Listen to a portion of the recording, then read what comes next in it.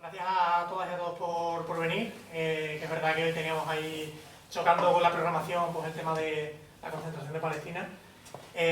Y nada, pues lo que hoy tenemos entre las manos es una charla en torno bueno, al trabajo editorial que viene haciendo desde el Salmón el compañero Salvador Cobo, bueno, el colectivo, el editor, ¿no? Y un tema además que me interesa especialmente la realera, ¿no? Que es todo lo que tiene que ver con la ruralidad o neoruralidad, ¿no? Y bueno, pues sus puntos de fuga, también las críticas que hay que hacer al respecto, ¿no? En un momento, ¿no? En el que, no sé si a lo mejor estamos muy oscuros. ¿Tú cómo lo ves, Salva? Como lo veis, ¿Cómo preferís? ¿Cómo preferís? yo veo bien mis notas. ¿Vosotros que estáis en el público? Bien, Vale.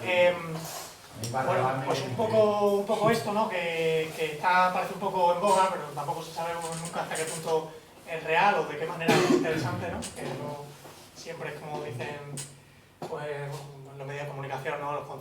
El enfoque de la España vacía, no vaciada, y también un poco la crítica o las formas que hay de afrontar este momento social, porque sí que es verdad que es un momento que puede ser de impasse, ¿no? Pero decía que es un tema que nos interesa especialmente en la enredadera porque pues, solemos tratar todo lo que tiene que ver con la cuestión, bueno, mirando un poco a lo mejor desde Extremadura, ¿no? Con el extractivismo, con lo que están haciendo con eso que se llama entorno rural, ¿no? O que se llama... y bueno, pues una de las cosas que plantean desde el Salmón es precisamente que a lo mejor, ya más allá de visiones idílicas o no, realmente la ruralidad que tenemos hoy en día se parece a veces muy poco a la de unas décadas, ¿no? en el Estado español. Y bueno, pues aquí tenemos el ejemplo de la extracción del extractivismo, nos hemos librado por los pelos de un macrovertedero, en fin, como muchas veces el campo o lo rural es simplemente pues el sitio de extracción de materias primas o el vertedero o el lugar de turismo, pero siempre en una zona ligada a lo que entendemos la ciudad como lugar de producción o de servicios capitalistas y por tanto un reflejo de la misma, ¿no? O sea, hay que pensar un poco fuera de esos ejes. Y bueno, un poco este libro que publicaron en el Salmón hace 2 años, pues ha sido un poco más, ¿no? Ensayo de agitación rural, que bueno, pues reúne varias diferentes voces, ¿no? Parte un poco de unas jornadas que se hicieron a este respecto. Y bueno, muy interesante. Yo me lo leí hace 1 año y pico y os recomiendo que le echéis un ojo luego cuando acabe el evento y si podéis que os lo llevéis. Así como cualquiera de los trabajos que tienen el Salmón, que bueno, han traído una pequeña muestra, ¿no? Del trabajo que vienen haciendo. Y bueno, es un libro, bueno, la editorial en primer lugar es una editorial independiente de la que nos podemos ver por aquí, ¿no? Porque viene haciendo un trabajo desde hace 10 años, bastante potente en cuanto a la crítica de la sociedad industrial, del progreso, y bueno, Salva va a hablar un poco hoy desde ahí, ¿no? Y un poco para trazar esa línea, ¿no? Entre lo que era pues, ese mundo de antes y un poco el de ahora, ¿no? Y de esa gente que se ha opuesto históricamente al progreso en el sentido de industrial, ¿no? El progreso pues, de esa, digamos, cara oscura, ¿no? De ese mundo maravilloso que nos pintan, ¿no? Y bueno, parte creo que de los druiditas, no sé si es lo primero, Salva, y después pues, vamos a hacer un poco de recorrido que nos lleva hasta el presente, ¿no? Hasta movimientos más que tienen más que ver con la, no sé si decir con la modernidad, pero como puede ser el anarquismo o el ecologismo. Yo creo que ya está, que tampoco ya me he enrollado un rato, no quiero dar chapa y pues Salva ya os contará estas y otras cosas. Salvador, bueno, está en el proyecto editorial del Salmón desde el principio, ¿no? Y digamos que es un poco el que coordina y el que hace la mayor parte del trabajo, o sea que, ya digo, además que nos conocemos desde hace unos años ya por temas de ferias del libro independiente y así, ferias del libro anarquistas y tal. Y bueno, pues eso, una editorial de combate, una editorial que merece la pena conocer porque ha sacado trabajos muy diferentes entre sí y todo pues, apuntando a cuestiones muy del momento en el que vivimos y pues bastante diferentes de lo que uno suele encontrar en otras editoriales, incluso en editoriales políticas, digamos. Pues eso, que muchas gracias Eva por venir a Extremadura. Mañana estaremos, por cierto, en Badajoz, en las jornadas que se hacen en la Algarroba Negra, o sea que si os mola lo que veis hoy, tenéis amigos y amigas por allí, pues que darles toque para que se acerquen. Y ya está, y tienes la palabra, Salva. Vale, gracias. Bueno, pues yo soy Salva, gracias a todos, a todas por venir. Vengo de Alicante. Y bueno, nosotros nos llamamos Ediciones del Salmón. Tenemos un pequeño cataloguito que está ahí en la entrada, por si queréis cogerlo, ¿vale? Aquí está puesto de manera un poco grandilocuente una editorial a contracorriente de los relatos oficiales, que venderse, ¿no? Y tener un poco de marketing. Pero bueno, al final la idea de llamarnos El Salmón fue precisamente porque cuando montamos el proyecto teníamos ganas de ahondar en una visión alternativa de la historia del progreso, es decir, que plantear un relato alternativo a que todo progreso tecnológico, industrial, moderno fuera sinónimo de progreso social, de progreso humano, de progreso para la sociedad, ¿no? Entonces el salmón, como va contra la corriente remontando, pues nos parecía una imagen divertida para que no fuera así un nombre muy grandilocuente, ¿no? Entonces, bueno, yo quería plantear aquí como una especie de, claro, Javi ha hecho hincapié en el libro de ensayos de agitación rural, que es un libro para nosotros importante de cuando lo editamos. Yo no soy autor de ninguno de los libros, ¿vale? Yo no soy autor de ningún libro, yo soy el editor, traductor de varios. Y bueno, es un libro que me parece que puede estar guay de tenernos en él. Yo lo que voy a hacer es una panorámica general a cuáles son las ideas que permean nuestro proyecto, que es como una especie de, yo lo he llamado así como una historia alternativa del ecologismo y del progreso, ¿no? También os diré que yo no soy un experto en nada, o sea, yo soy filólogo, o sea, que no tengo, o sea, que no penséis que porque esté aquí yo arriba sé más que nadie. Mi idea es hacer un conversatorio, es decir, que podamos hablar entre todos y todas, y cuando yo termine, pues podemos abrir un coloquio que no sea unidireccional a mí, sino que pueda ser como si estuviéramos en un círculo, ¿no? Entonces, bueno, ¿Qué filología hiciste? no veo quién... ¿Qué filología hiciste? Hispánica. Oh. Hispánica. Pero bueno, traemos mucha literatura italiana, inglesa, bueno, un poco de todo. Y bueno, pues yo voy a empezar por una anécdota que he contado en otras ocasiones, pero que es que siempre me ha hecho mucha gracia para ilustrar los temas que yo quiero tratar hoy aquí y que permean, ¿no? Que atraviesan el proyecto editorial nuestro, ¿no? Hace unos meses estaba yo con mi chiquillo, con mi niño pequeño, que teníamos viernes de cine en casa y palomitas, ¿no? Entonces fuimos a una tienda de alimentación a comprar palomitas, ¿no? Entonces cuando mi hijo le contó a la dueña de la tienda, no, es que vamos a hacer cine y palomitas, tal, y la mujer dijo, ah, pues sí, qué bien, que es súper fácil, claro, lo metes en microondas, en un pic-pas, y ya está las palomitas, y dice mi chiquillo, yo estaba callado porque tampoco quería abrir ningún melón, pero dice mi chiquillo, no, es que no tenemos microondas. Entonces, la dueña de la tienda de alimentación es como si estuviera viendo un alienígena, de verdad su gesto fue de mucha sorpresa e incluso como se apiadó y dijo, os la hago aquí y os la subís, y yo le dije, no, no te preocupes, si nosotros la hacemos en la olla y en una cacerola y salen bien y tal, ¿no? Pero esa sorpresa, esa mezcla de piedad y de incredulidad me recordó a otra anécdota a su vez. Yo estaba regresando un día de tomar unas cañas en un autobús en Madrid, ¿no? Un autobús de estos nocturnos, y escuché la conversación de unos chicos que hablaban de un tercero, un amigo de ellos, que no tenía microondas. Y recuerdo que uno de los dos amigos dijo, que no tiene microondas, pero que es el hombre de las cavernas. Y entonces me llamó la atención esa manera de identificar que la carencia de un microondas, que ya ves tú, es un cachivache sin más, podía ser sinónimo de vivir como un hombre del paleolítico, ¿no? Entonces, bueno, yo no tengo nada en contra de los microondas, y es casualidad que no tenga, es decir, tengo otros muchísimos cachivaches tecnológicos, pero digamos que me parece sintomático, una reacción sintomática de muchas personas que cuando se cuestiona de una manera muy política o muy directa o de una manera casual, se cuestiona alguno de los avances de la modernidad, muchas veces hay como una reacción así medio de mezcla de hostilidad, mezcla de sí, sorpresa, ¿no? Que no solo se trata no solo atañe a las cuestiones de la cotidianidad, de lo que equipa nuestras casas o lo que tenemos en los teléfonos o lo que sea, ¿no?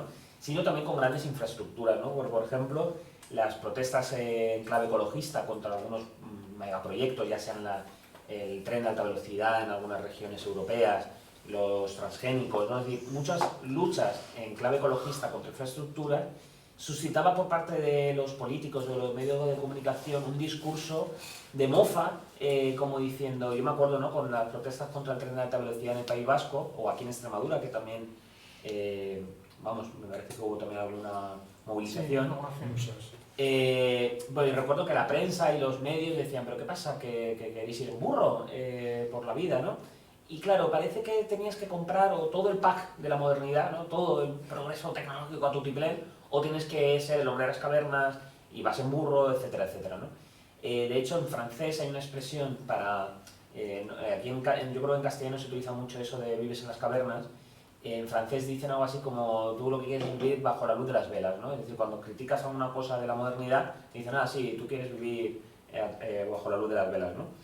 Entonces, bueno, esta manera, digamos, de afrontar esta especie de choque me parece sintomática de una falta de conciencia y de la falta, ¿no?, de una conversación sobre qué acarrea la sociedad moderna, la sociedad tecnológica, nuestra sociedad industrial, y cómo en parte es un tabú discutir un poco algunas de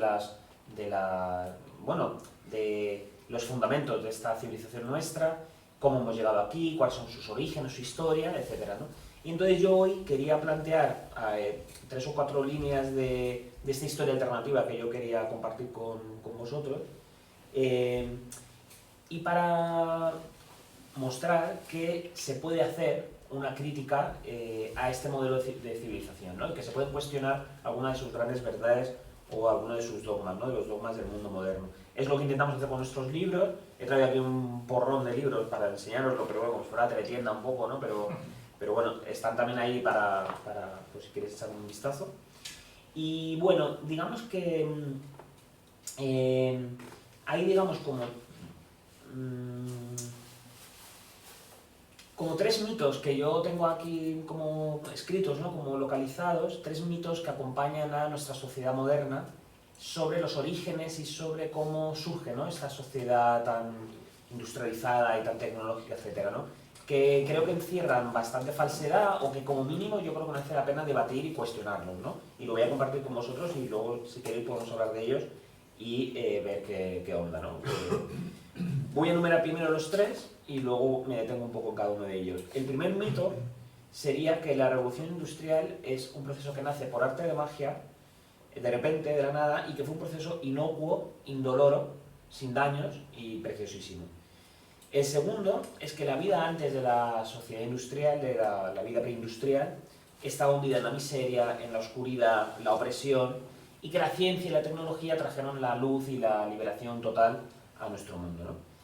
Y el tercer mito, que yo considero, que son así, que a lo mejor vosotros no, sería que el proceso de modernización e industrialización fue un proceso pacífico, sin oposición, sin resistencia, sin lucha y sin revueltas, ¿no? Son 3 mitos que de manera implícita o explícita muchas veces están en los libros de texto o en los relatos que se hacen sobre nuestro pasado y sobre nuestra historia, ¿no?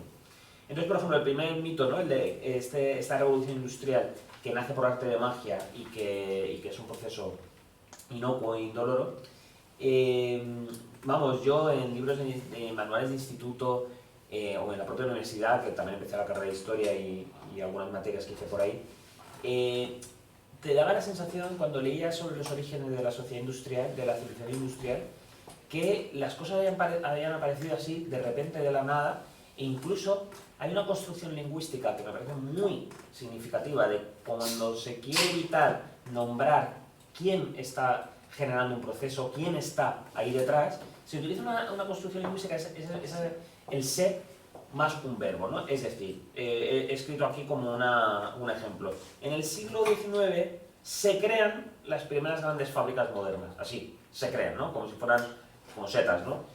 Y se emigra desde el campo a las ciudades, también, porque la gente un día coge y le apetece, ¿no?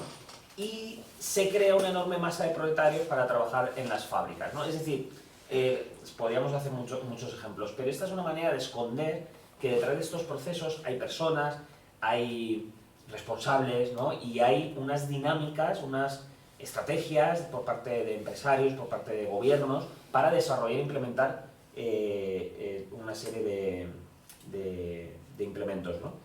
Entonces, claro, Marx decía que esa mano invisible del capital lo que escondía era una acumulación originaria que tenía unos responsables y que se podía ver cuál era la historia de cómo se acumula ese patrimonio a través del robo hacia las clases populares, a través de la expropiación de las tierras, de la usurpación y a través de la desposesión, ¿no? Nosotros vemos, entendemos que el Estado y la industria son dos entidades que buscan de manera explícita o implícita socavar, minar, debilitar la autonomía de los individuos y volvernos más dependientes, ¿no? de ambas entidades. Luego, por otro lado, se suele pasar por alto el precio muy alto que supuso la revolución industrial a nivel productivo, es decir, las clases trabajadoras, los campesinos, estuvieron sometidos a ella sangre y fuego con un trabajo de verdadera esclavitud, ¿no? Un historiador que a nosotros nos gusta mucho, aunque no hemos publicado nada de él porque no tenemos dinero para comprar los derechos, que es Lewis Mumford, decía que después de esta revolución francesa, la ilustración, donde se ponía en valor los derechos humanos, ¿no? Prácticamente después empieza ese proceso de revolución industrial intensiva en Inglaterra, en otros lugares, y él habla de la paradoja de que en el momento en el que se habla de los derechos humanos por primera vez, se comete una incursión en la barbarie, ¿no? Porque las condiciones en las fábricas, las condiciones en los campos, se vuelven más tiranas que nunca antes, ¿no? Y al mismo tiempo, los responsables políticos industriales hablaban de la razón, el progreso, la ciencia, ¿no? El bienestar de la humanidad, ¿no? Luego, por otro lado, el mito de que antes de la sociedad industrial, antes de la revolución industrial, se vivía en una época de oscuridad, creemos nosotros que también es algo que debe ser cuestionado como mínimo. Primero porque nosotros consideramos que el proceso de industrialización y de modernización es una manera de colonización, es decir, es extender un modelo que concibe que hay que producir sin parar, sin importar el coste, tanto para los seres humanos como para el medio ambiente, ¿no? Para el entorno. Y esa es una ideología, ¿no? Es una manera de entender la relación con el entorno, la relación con la naturaleza y con nuestra vida material. Y esa idea se lleva y se impone a sangre y fuego a todos los territorios conocidos, es decir, no solo a Latinoamérica, a América del Norte, a África, es decir, es una colonización de los territorios, de los trabajadores y de las mentes, ¿no? Que eso también es importante, ¿no?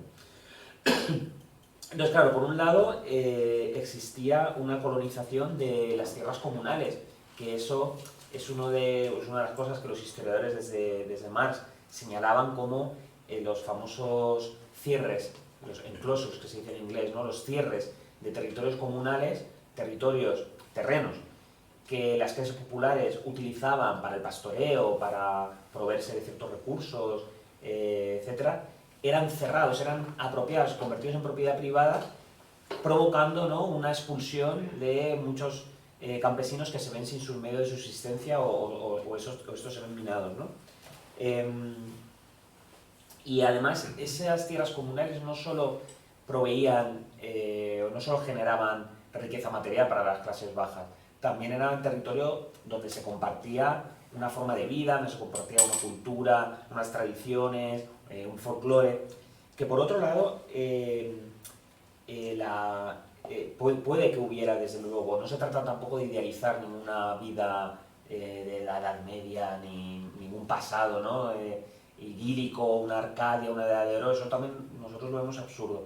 Lo que pasa, y por supuesto existían muchas estructuras opresivas en muchos niveles, como a nivel patriarcal es uno de los ejemplos más paradigmáticos, pero al mismo tiempo la existencia de alternativas a una vida al margen del Estado y del capital, o donde no había tal dependencia, posibilitaba que las clases populares crearan y evolucionaran también, ¿no? Es decir, crearan una manera de relacionarse entre sí y esta también sufriera progresos y evoluciones para bien, ¿no?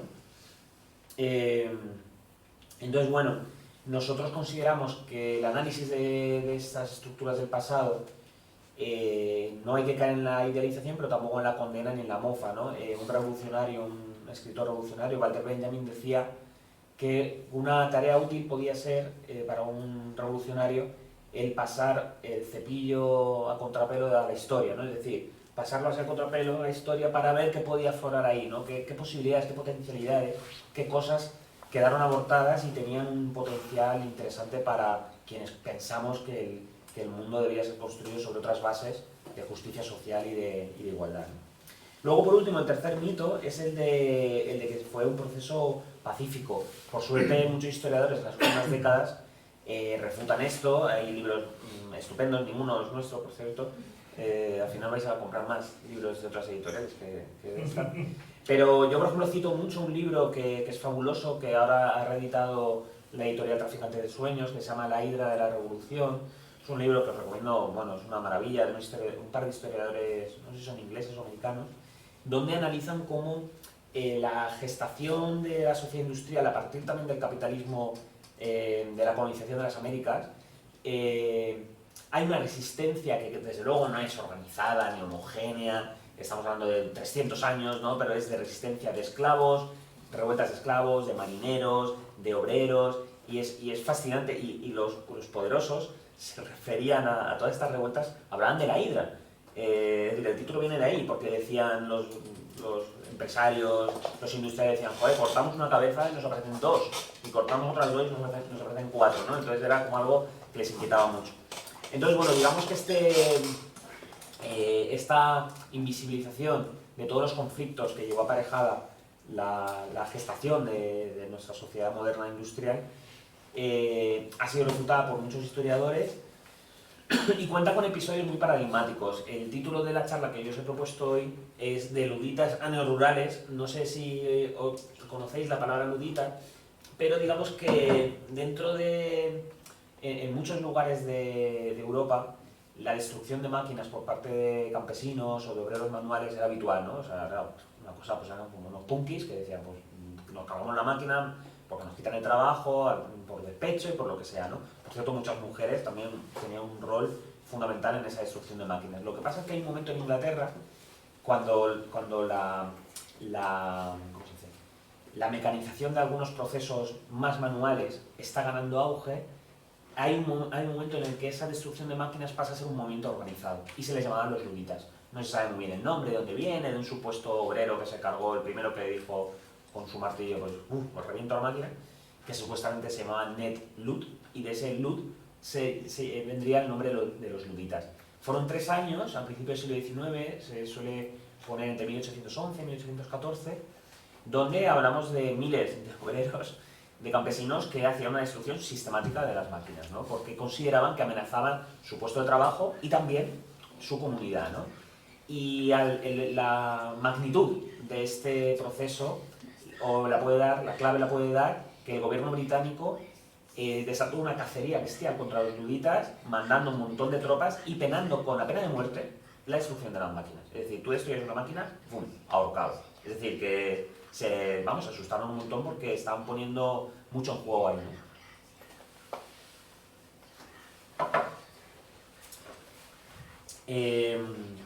Bueno, la destrucción de máquinas, como ya os digo, ha sido algo que ha encontrado, que tuvo eco en muchos lugares. Por ejemplo, yo vivo en Alicante y hay un pueblo industrial cerca de Alicante que se llama Alcoy, que está entre Alicante y Valencia, y ahí hubo unas revueltas de destrucción de máquinas bestiales, precisamente por eso, porque cada vez los obreros tenían menos poder para decidir sobre el proceso productivo y al mismo tiempo tenían menos capacidad de incidencia para paralizar, pues, con huelgas, etc. Bueno, hay una idea muy internacionalista en Alcoy muy interesante.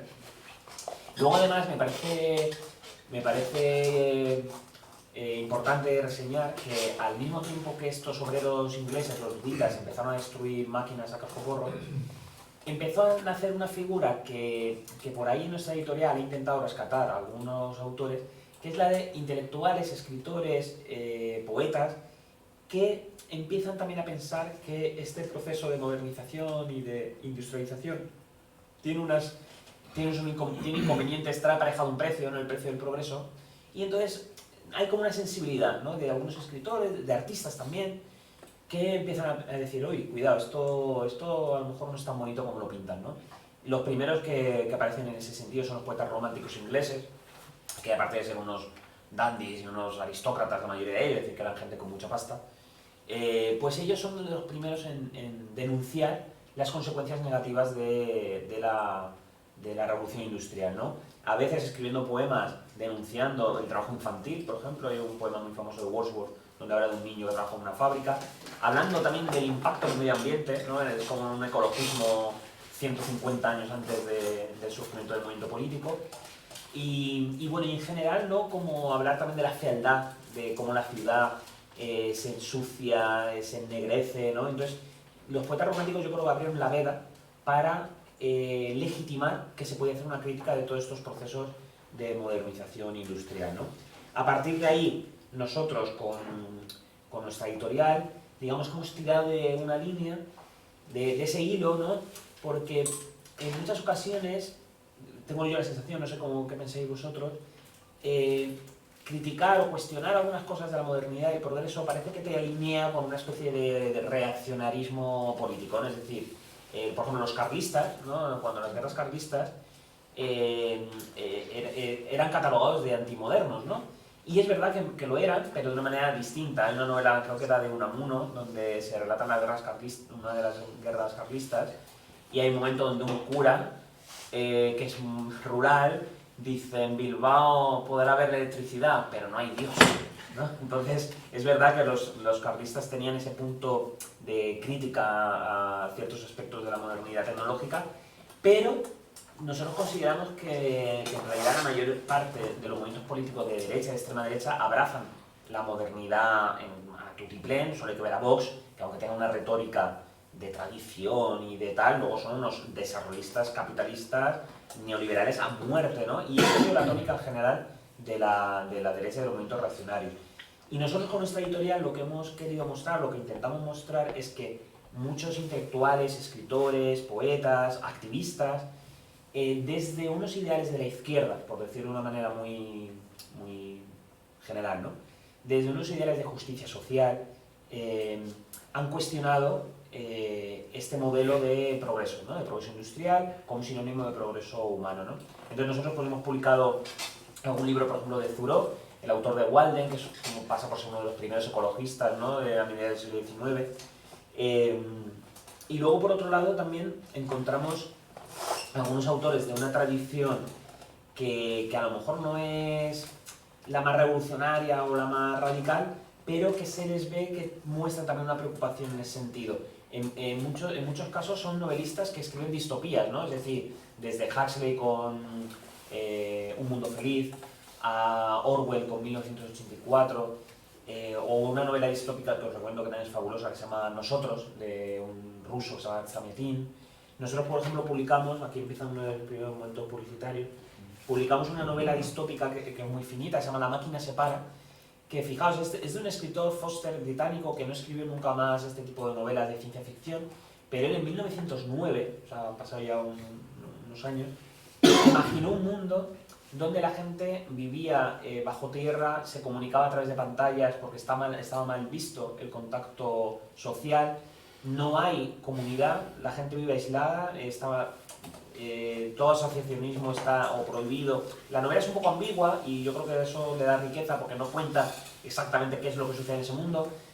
Nadie sube a la superficie porque supuestamente hay un virus que ha arrasado con la humanidad.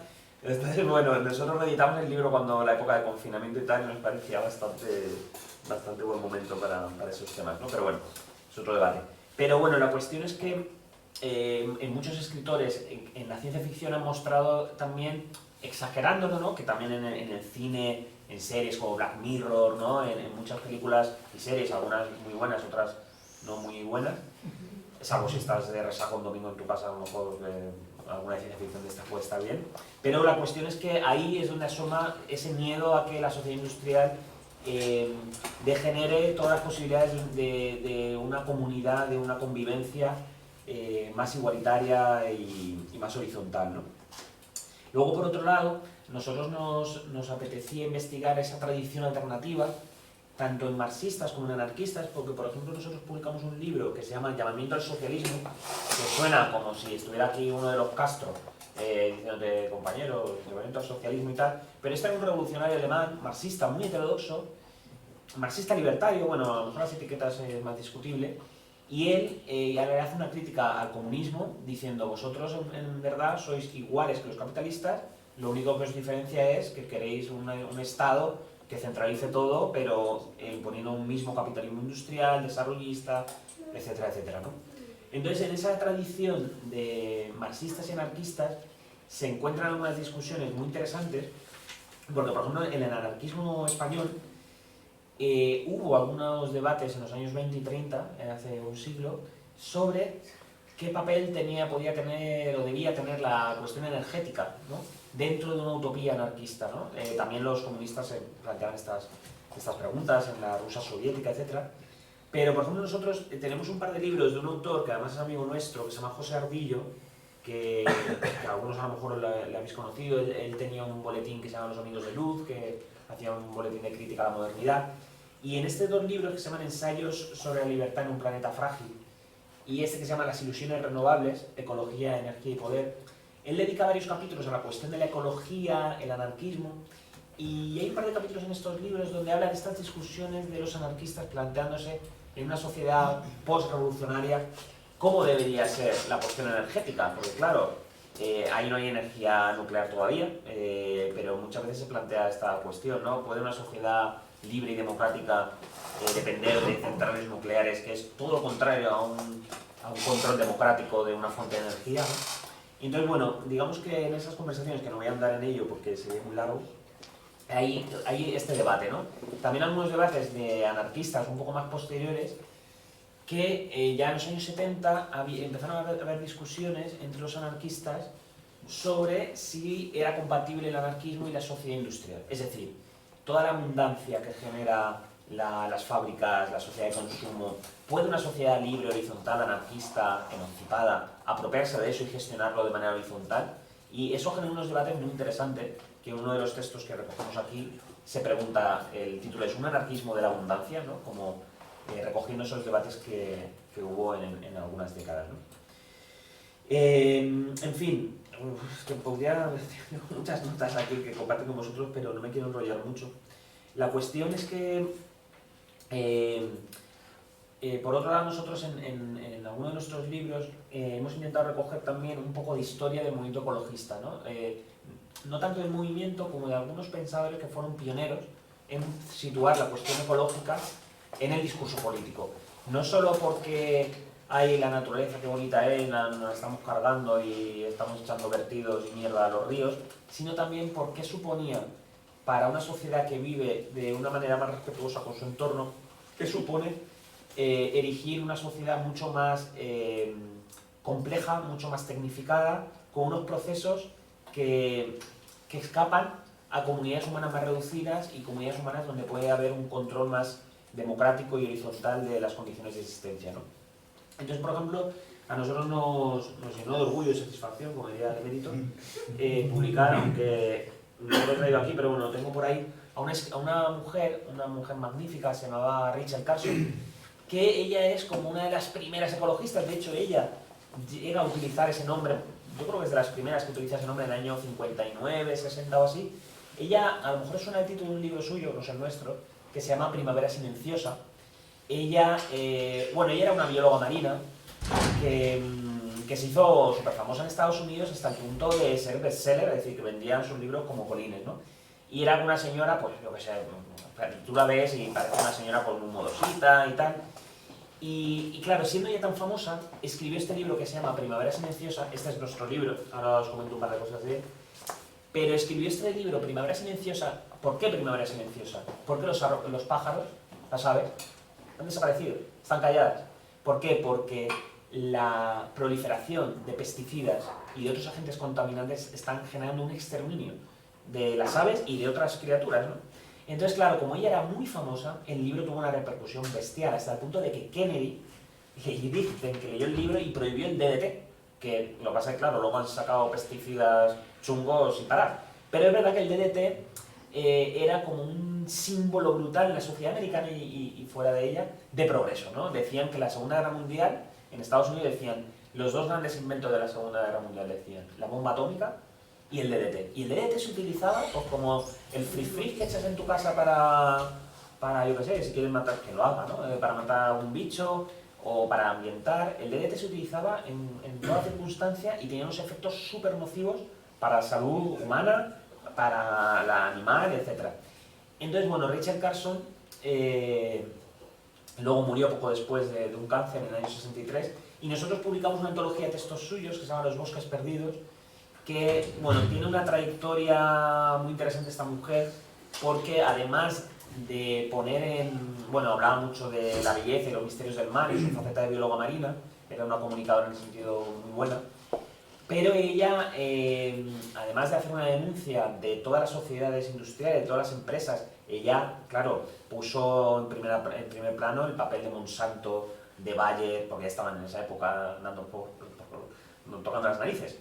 De hecho, la campaña de información que empezaron Monsanto y Bayer y otras empresas químicas contra ella fueron bestiales, que si era una ludita, que si era una lesbiana, que si era una histérica, que si estaba loca, que si era una bruja, bueno, unas cosas, una locura, o sea, merece la pena echar un vistazo a esa faceta. Pero bueno, ella también hacía una cosa muy interesante que conecta con nuestra sociedad actual, que era muchas veces preguntarse, o sea, hablar de cómo la industria, cómo la industria financiaba estudios científicos que buscaban garantizar la seguridad de todos los productos industriales que estaban ahí soltándose al medio ambiente, ¿no? Y Richard Carson decía, cuando estamos leyendo estudios científicos, ¿estamos escuchando la voz de la ciencia o la voz de la industria, ¿no? Y eso me parece muy pertinente también para nuestros tiempos, donde hay mucha pugna por esos estudios científicos, donde se hablan de muchas cuestiones y parece que la ciencia es neutra y que en verdad la mano de la industria está por ahí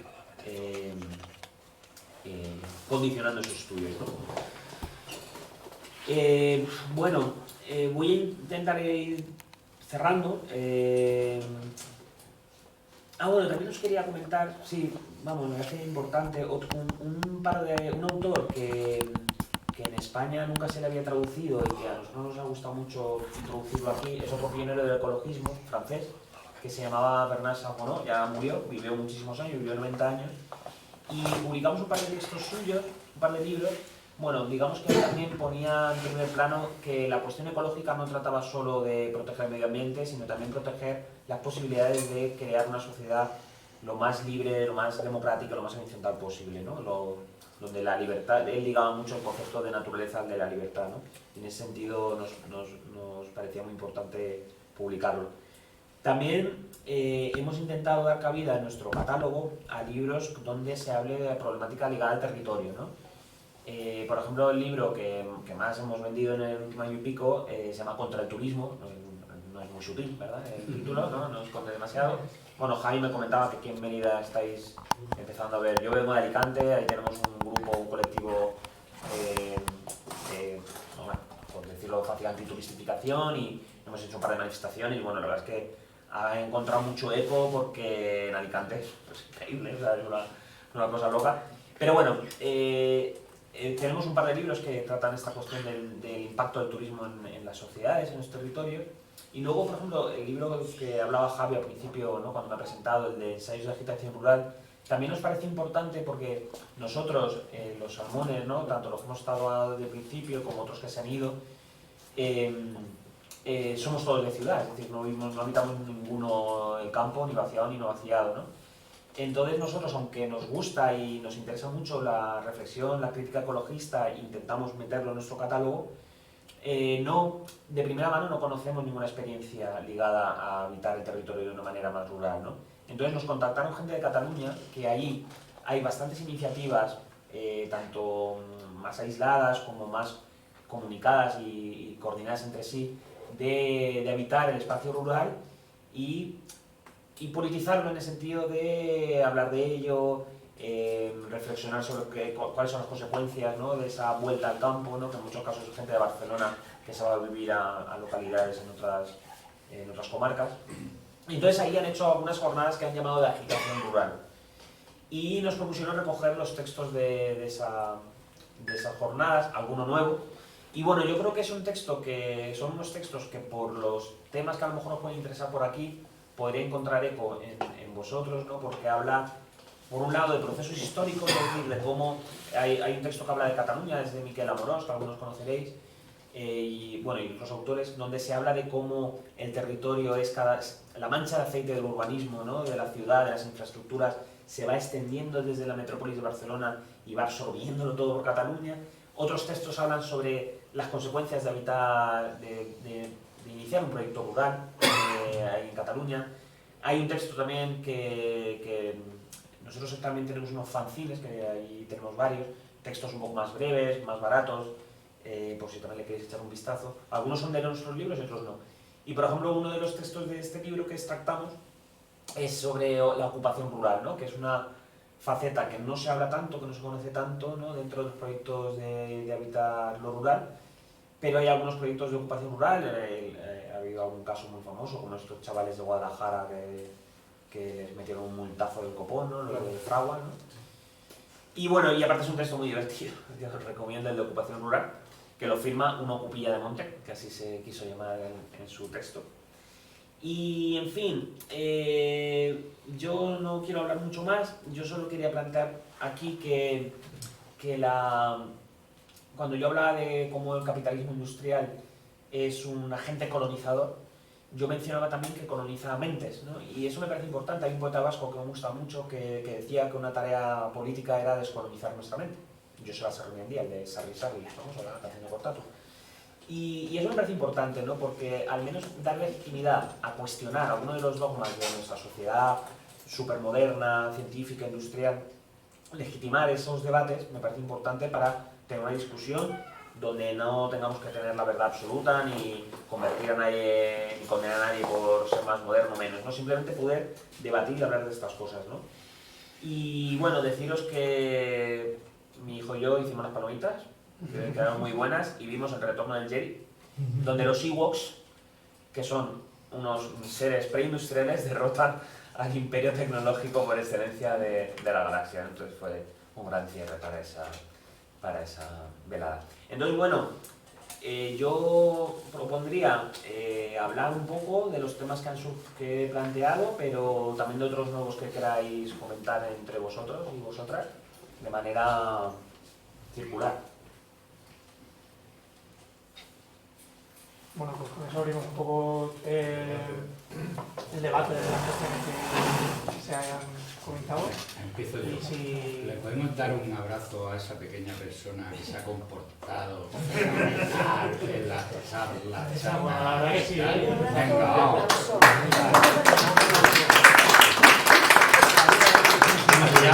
¿Cómo se llama? Santiago. Perfecto. Bueno, yo pues quería eso, preguntar una... Sí. No he entendido cuando has dicho que coincidió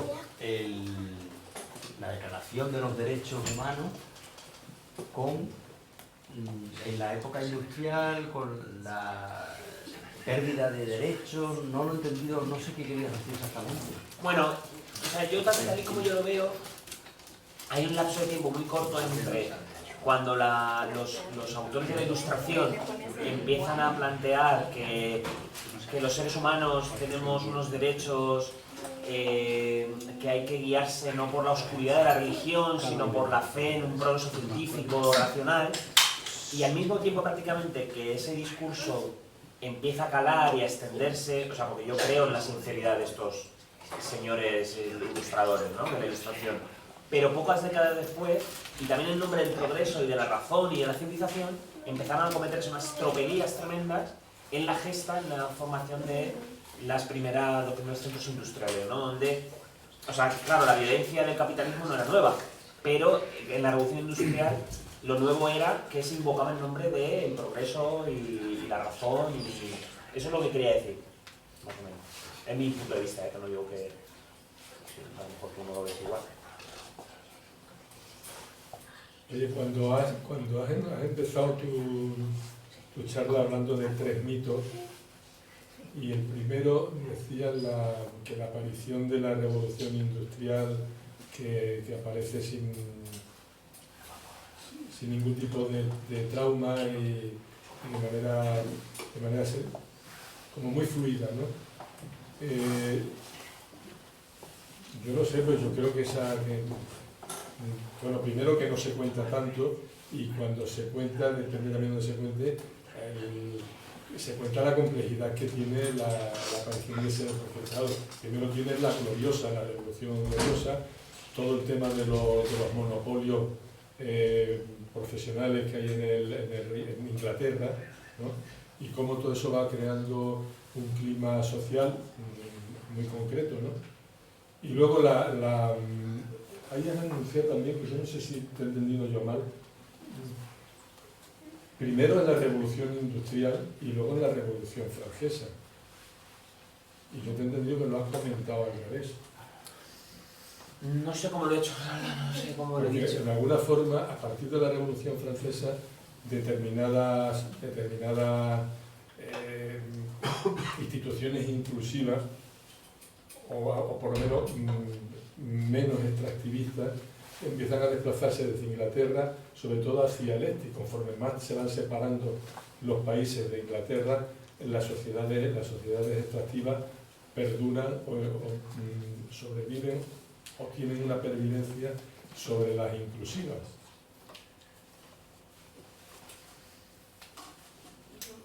Bueno, no sé qué decirte, o sea, yo es una interpretación que hago, ¿no? O sea, lo primero que has dicho, yo no tengo la sensación de que, claro, o sea, hay muchos historiadores y si nos metemos en la complejidad de todos estos procesos sí que se habla. Yo hablo más de una historia, digamos, menos profunda, de la que se enseña en los institutos, y vamos, te lo digo por manuales que he manejado en mi breve etapa de profesor, o manuales universitarios, donde se hablaba de la revolución industrial como una cosa muy que nace de la nada, ¿no? Luego hay muchos libros y muchas conversaciones muy complejas y muy profundas sobre eso, ¿no? Pero yo es una percepción que tengo, pero a lo mejor no es así, ¿eh? Y casi mejor que no fuera Pero así. yo creo que eso es en general por la simplificar, o sea, porque no pasa solo con la revolución industrial. Llegan los romanos y se instalan en no sé dónde. Llegan los bárbaros y se cargan el imperio romano. O sea que Pero también, se reduce mucho, ¿no? también, Javi, puede ser, o sea, ahora que lo comenta, yo cuando ha dicho Salvador esto, tenía la impresión esa, ¿no? De que parecía que el mundo, de repente, justo es esa la expresión, ¿no? Cuando lo estudiaba, digo, pues más en la ESO, ¿no? A lo mejor. Como que de golpe ahí hay un giro de magia, ¿no? Y vienes de una sociedad oscura, como nos habían vendido que era la Edad Media, ¿no? En la que no hay avance, que son 1000 años paralizados, y de repente, no se sabe bien por qué, pero surgen unas máquinas maravillosas, como si no hubiera también una evolución de la técnica y tal. O sea, esa parte creo que tampoco la explica, ¿no? Quizás porque a lo mejor tiene que ver con otra cosa que no tiene que ver con lo industrial, por lo menos a esa escala, ¿no? Como es la evolución de la técnica en base a los oficios y demás.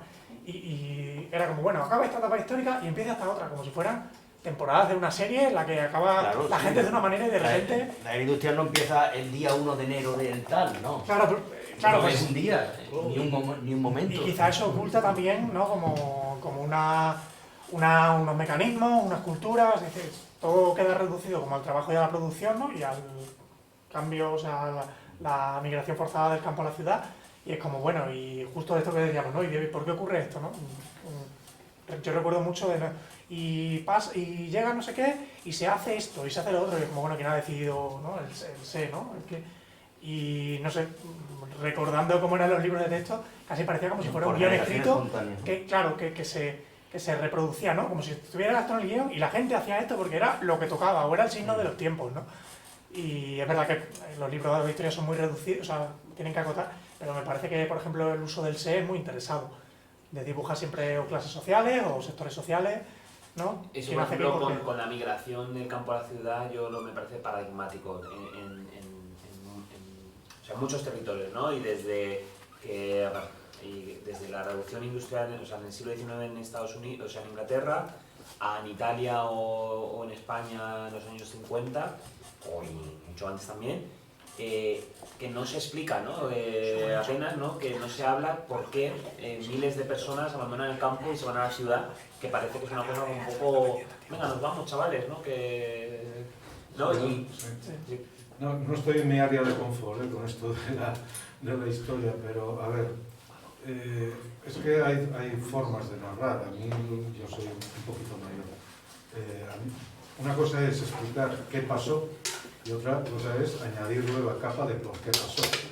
Entonces, claro, cuando tienes ese verbo, se inició una migración y tal, claro, eso es qué pasó.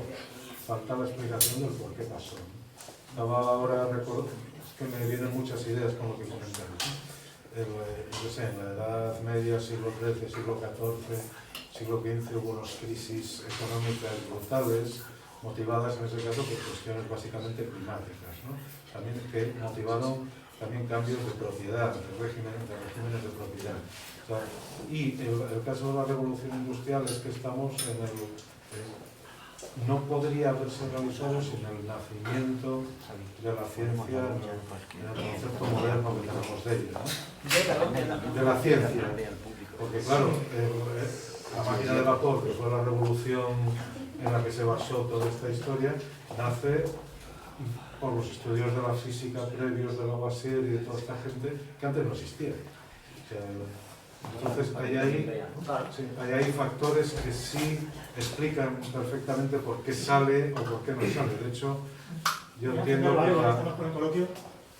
que la ilustración impulsó todos esos estudios científicos en física y en química especialmente, ¿no? Entonces, a partir de ahí la ilustración impulsó eso y a partir de ahí, pues claro, la revolución industrial fue posible, porque se empezaron a construir máquinas que antes eran muy limitadas, las había. Pero la fuerza del vapor fue el punto clave de la jugada, ¿no? Entonces yo cuando habláis de historia que desconozco, tengo imágenes mentales, ¿no? Porque abandono del campo. Hay gente que dice que, bueno, que no es un problema, es una evolución, pero da igual, o sea, sin juzgar eso, yo lo pongo en el centro y en una imagen me sale cuestiones económicas, cuestiones de subsistencia, cuestiones de servicios, y todo esto cambia en cada sitio, porque cada país, y dentro de cada país todo es diferente, o sea, es toda una red de conexiones flexibles que es muy complicada de analizar, ¿no? Entonces tendemos a veces siempre a simplificar y a veces ese tipo de choques. La gente se vaciaron en el siglo XXI, continuó más que el vaciamiento del campo, la concentración de la población en núcleos. Es una descripción. ¿Sí? Y los verdaderos libros de historia tienen que explicarlo un poquito todo, ¿no? Como un sistema, un enfoque sistémico, que hay, ¿eh? O sea, la verdad es que a mí en mi momento, en mis años catapum, sí me contaban, fíjate, o sea, es que estamos hablando hace mucho tiempo y en un régimen un poco pintoresco. Sí hacían dinámicas de por qué habían pasado ciertas cosas. Pero fijaos, por ejemplo, con el caso de la migración de campo a la ciudad, es paradigmático que en España la primera película censurada por el régimen franquista fue una película que trataba precisamente de la migración del campo a la ciudad, que es un peliculón para mí, se llama Surcos, no sé si la conocéis, que da para mucho debate.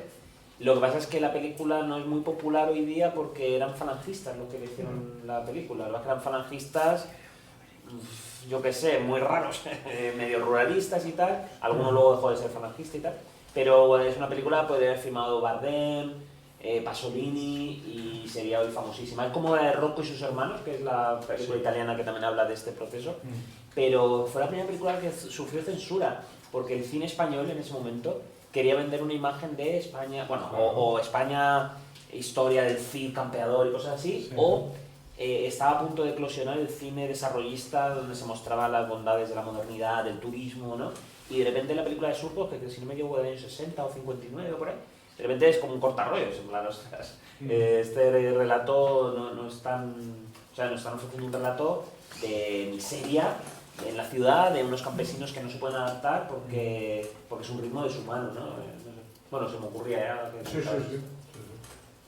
Pacho, ¿te puedes creer que ayer estuve leyendo en clase Campo de Níjar y viendo documentales asociados y tal? ¿Te quieres decir que habrá un ciclo de migraciones donde aparecen esas dos películas, el ciclo de cine de migraciones que aparecen esas dos películas que acabas de contar? Va a ser aquí. Ah, ¿que vais a poner las pelis estas? Sí. Justo. Esas dos seguras, vamos, es que las tengo. Pasa que no encontramos sitio de tanto cine que poner. Y otra cosa, yo primero te quería, no sé si felicitarte, darte un abrazo, porque compartes, o sea, según ibas explicando, punto por punto, parte de las argumentaciones que he sostenido yo y otros compañeros que venimos del movimiento ecologista. Yo he currado, por ejemplo, contra la alta velocidad en Euskadi y están motivados también pues, con un movimiento que hubo a finales de los 80 en Alemania, en Gorleben. Bueno, el asunto es que yo echaba de menos en la izquierda, lo sigo echando, o sigo viendo que tenemos un problema porque utilizamos la semántica desarrollista y todas nuestras metáforas son de desarrollo y todas nuestras, cuando en realidad estamos despreciando una tradición comunal, campesina, popular, que estaba justamente en el campo. O sea, yo me acuerdo en la lucha contra la alta velocidad y contra aeropuertos y tal, que las convergencias que teníamos eran, sobre todo, con los campesinos y agricultores locales. Y que al final salían a reducir usos que acabaron con la industrialización, que eran usos de reivindicación del tiempo libre, de rechazo no al trabajo, sino al salario o al trabajo asalariado. En fin, cosas que hemos ido dejando y que quizás el fin de la tradición libertaria o anarquista, no el fin, sino su sustitución por otras formulaciones más parlamentarias o del marxismo-leninismo más ortodoxo, las ha ido tapando. Yo creo que es el tiempo de reivindicar esas cosas. También me ha hecho mucha ilusión esa mención que has hecho del carlismo, porque lo que la gente ignora es que el carlismo tenía un componente no solo de antimodernidad, sino de antiesclavización por el salario. El carlismo era muy conservador en lo moral y tremendamente resistente, presentaba tremendas resistencias al trabajo asalariado y al capitalismo, hasta el punto de que se intentaron establecer relaciones formales con gente de la Primera Internacional por parte del movimiento carlista. O sea que a veces el reduccionismo que se hace de situaciones muy complejas, yo no voy a reivindicar el carlismo, pero claro, como aragonés residente en Euskadi muchos años, pues tengo que decir que no en balde en algunos sitios esas tradiciones cuajaban. Yo recuerdo, y lo digo ya y concluyo, un debate que tuvimos muy gracioso sobre la película Tasio, que no sé si la conocéis, Tasio el Carbonero.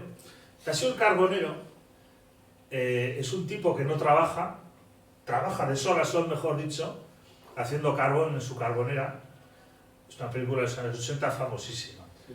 Y hay partes de la película en las que habla con desprecio de quien trabaja en la ciudad, o de la gente que se ve sometida a la explotación laboral. Y ahí en esa película se confronta, no en vano está hecha por Tasio, por Moncho Armendáriz, ahí es donde se ubica ese choque entre lo rural y lo ciudadano, pero lo ciudadano como industrialismo, como capitalismo. Yo a estas alturas no me voy a poner a reivindicar el fin de los microondas, como empezabas tú muy bien, ¿no?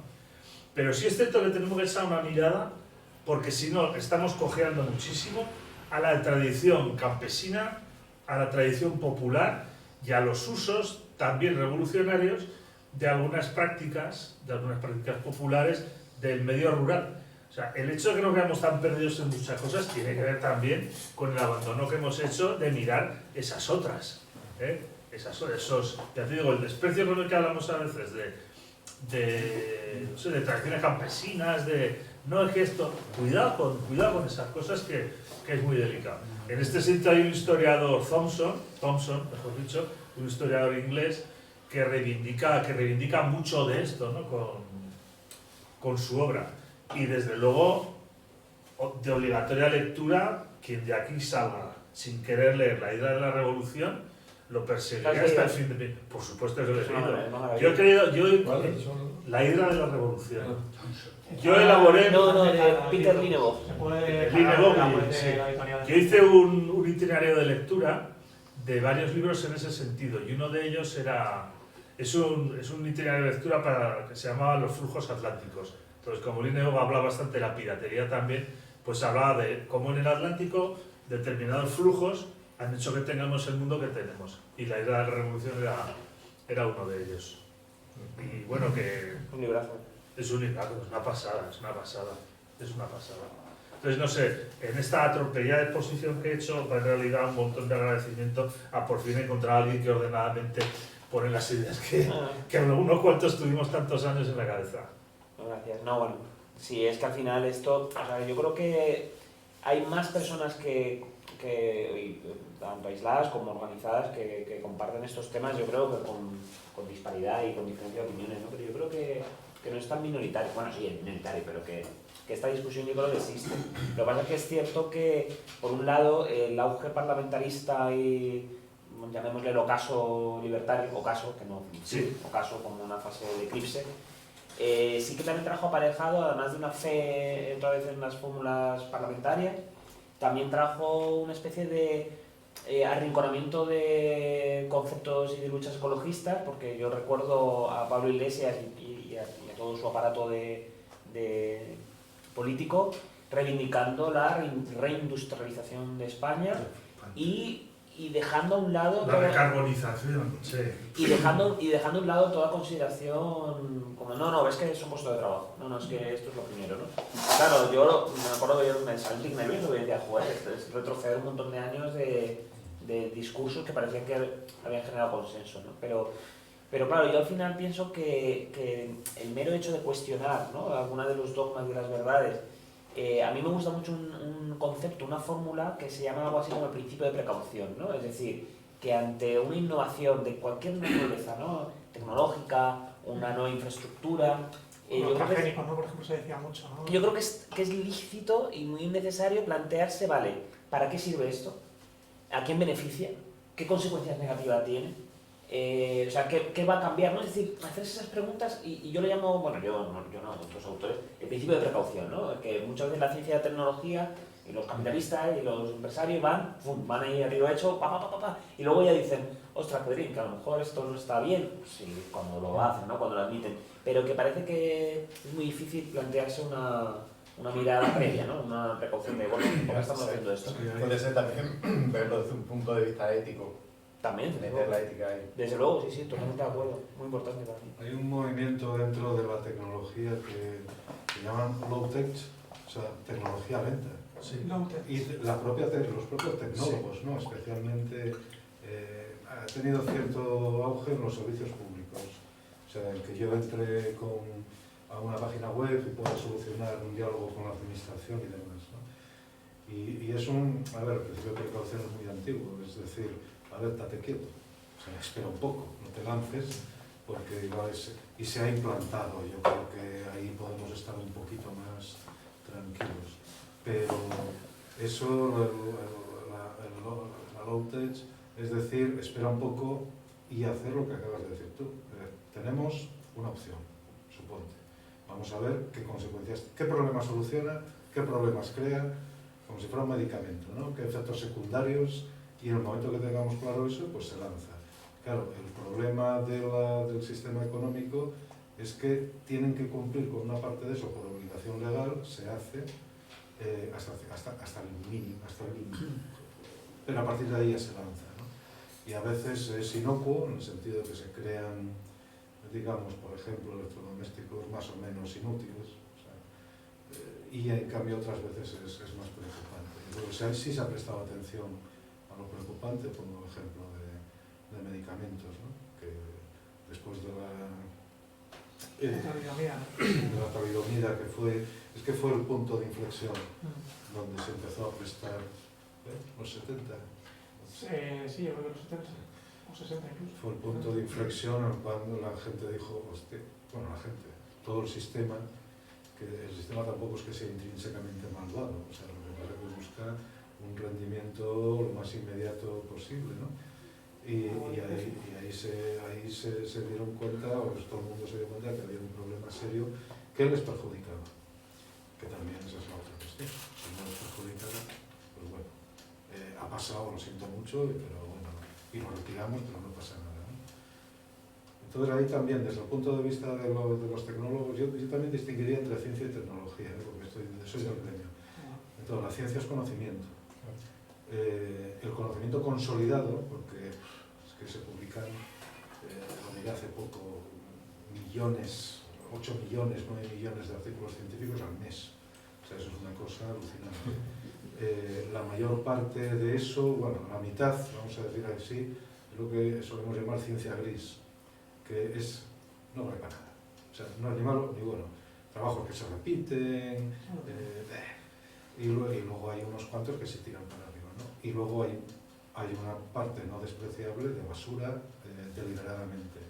El Sevier, la gran editorial científica del mundo, tenía revistas, que eso lo denunciamos también hace unos años, que eran claramente manipuladoras en medicina, porque estaban pagadas por farmacias, por empresas farmacéuticas. Entonces eran ensayos clínicos ciertos, pero luego a la hora de manipular unas estadísticas... Pues se publica igual, ¿no? Sí, a ver, la idea no era que una cosa que fuera cancerígena le dijeran que no, pero bueno, no interesa publicar. arrimas el asco a tu sardina y no pasa absolutamente nada, ¿no? Y tuvieron que retirar, cerrar varias revistas.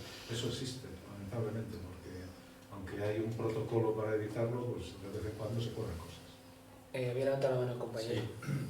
Yo soy profe de latín y monto un monociclo, o sea que no vale para nada lo uno ni lo otro. Y ahora en todos los institutos está lleno de siglas de acrósticos STEAM. Pensaba que era vapor, STEAM, pero no, es lo que hay que estudiar. Science, Technology, English, Arts, que a veces lo quitan, and Mathematics. Entonces, se puede ser buena persona sin saber inglés, sin saber matemáticas, sin saber informática, tecnología. Conste que ahí se suele añadir en una variante una A de artes al final. Claro. Sí, pero... Como de decoración, ¿no? Sí, pero... A ver, joder, es que todo tiene su historia. Pero de filosofía no dicen nada, ¿no? No, sí, también. Ni de ser buena persona. Sí. Ortega lo decía a los niños, Ortega y Gasset los dos. Entonces estudiar y tal, pero lo más importante es saber distinguir una buena persona de una mala persona. Y eso... Es que esa historia viene de lo que se llama la tercera cultura, que viene de la separación entre ciencias y letras, y la incomunicación y el desprecio. Que no existía en la época antigua, los griegos, que era Sí. lo que era gimnasio. Entonces, hubo un auge. Claro, Claro, lo que pasa es que ahora el conocimiento es tan grande que no se puede abarcar todo, ¿no? Pero bueno, hubo joder, es que no me acuerdo los nombres. En los años 80 y pico hubo un movimiento fuerte a favor de lo que llamaban la tercera cultura, que era la comunicación, no la fusión, pero sí la comunicación entre ciencias y Bueno, sí, ahora también y ahí ha venido mucho rollo el de STEAM. no sé qué, emocional. Bueno, pero eso es otra historia. Yo quería decir, muchas veces con la tecnología, no sé, pero hay veces que pienso, por ejemplo, que no es útil. O sea, no es útil para la vida real, para la vida normal. Lo digo desde el punto de vista, por ejemplo, yo conozco la informática y la informática es útil en el momento que tú procesas la información muy rápidamente porque lo necesitas. Pero claro, cuando se convierte en Matrix, que es lo que se está convirtiendo, porque son las relaciones sociales, porque es ya englobar, o sea, acapara toda tu vida. Entonces ya, no sé, deja de ser como útil, es ya un poco prisión, ¿no? Más que... Que cuando has hablado tú de la novela distópica esta que están todos bajo tierra y que no se puede... Es que, aparte de lo del COVID, que has dicho no pueden salir por tal, también se me ha venido lo de las redes sociales. Es que estamos Hacen en casa... hacen videollamadas. Está mal visto el estrecharse la y mano. llamarte, o sea, yo no puedo hablar con mis hijas, yo la llamo y me contesta, ¿qué quiere? Coño, ¿puedo hablar contigo? Bueno, Me contesta por WhatsApp, ¿qué quiere? Hay un Coño, te punto estoy ahí llamando. también. Claro, Javi, hay otra versión que yo defiendo, que Internet es una ventana al mundo. Lo que Sí, pasa- sí, claro, y es así. Hay cosas que son... Claro. No, no, Pero, o sea, y el yo lo digo como problema- víctima, lo digo como Claro, el víctima. problema yo es el también uso- el me uso encuentro que a haces. veces... Lo que pasa es que aquí, yo creo que hay una gran confusión en lo que es desarrollo y progreso y lo que es vender. Y lo que es el capitalismo, Sí, porque se necesita vender. Los conceptos son... Entonces, ¿realmente es útil? ¿O es que realmente quiero vender más con una herramienta que he inventado ahora que que parece que cambia algo, pero realmente no te sirve para mucho, ¿no? Porque es que no- Claro, yo creo que al final también se trata de, por un lado, de hacerse esas preguntas, ¿no? De para qué sirve, qué beneficios trae, qué desventajas, quién gana y quién pierde con un cambio tecnológico, con innovación. Y luego también hay una cosa que a mí, por ejemplo, me preocupa, ¿no? O sea, que es una cosa que siempre tengo en mente, que es cómo el progreso va un poco como borrando sus huellas, ¿no? ¿En qué sentido? Eso lo hizo un autor que hemos publicado, se llama Nicolás Carr. Borra la memoria. Claro, porque cuando unas generaciones conocen el mundo en distintas facetas, ¿no? En ámbito laboral, relacional, productivo, lo que sea, ¿no? Lo conocen de una manera. Llegan ciertas evoluciones tecnológicas, de la naturaleza que sea. Conviven con una generación y media. La gente joven se va acostumbrando a ese nuevo mundo. La gente mayor va muriendo. Entonces, ya no hay ese contraste entre cómo era la vida antes de esa innovación, la vida después. Entonces, el progreso tecnológico borra las huellas porque ya no hay nadie para decir qué se perdía y qué se ganaba con esto, ¿no? Porque Se cortan los hilos de comunicación. tú te encuentras el mundo de una manera y claro, pues yo con plantea. 40 años pues yo me planteo ciertas cosas que no he conocido y un chaval de 20 años no se plantea cosas que no ha conocido, ¿no? Entonces, eso es una... Que no ha conocido y que ni barrunta. O sea, ¿cómo vamos a los sitios con el GPS? Claro. ¿Cómo quedamos por WhatsApp? Claro. Y tú dices, ¿y cómo ¿Cómo? híamos antes? Y eso es un caso más evidente, ¿no? Pero por tener sí, una sí, cosa no, súper pero clarísimo. cotidiana, Y es que yo bestial, hay que aceptar, claro. evidentemente si Es que uso no le entra en la WhatsApp cabeza. para el No lo puede. trabajo, tengo clarísimo que lo que me produce es un pico de productividad brutal y me da una alegría muy grande porque tengo una empresa, tengo trabajadores, tengo que tener producción, tengo que tener ingresos, porque si no me voy a la mierda. Pero luego tengo todo esto de decir, pero es que dependo totalmente de esta herramienta y yo he trabajado sin WhatsApp, sin GPS y he hecho lo mismo que hacía ahora, me da un poco más de tiempo y tanto, claro, te das cuenta de que a donde te está empujando es a meterte en la rueda total de la puta productividad, Sí, pero, la perdona, rentabilidad y pero demás. creo que es porque cada uno se deja llevar. Porque yo vivo en el Por campo y su- vivo solo y no tengo microondas Por tampoco. supuesto, por Y supuesto. ¿sabes lo que yo hago?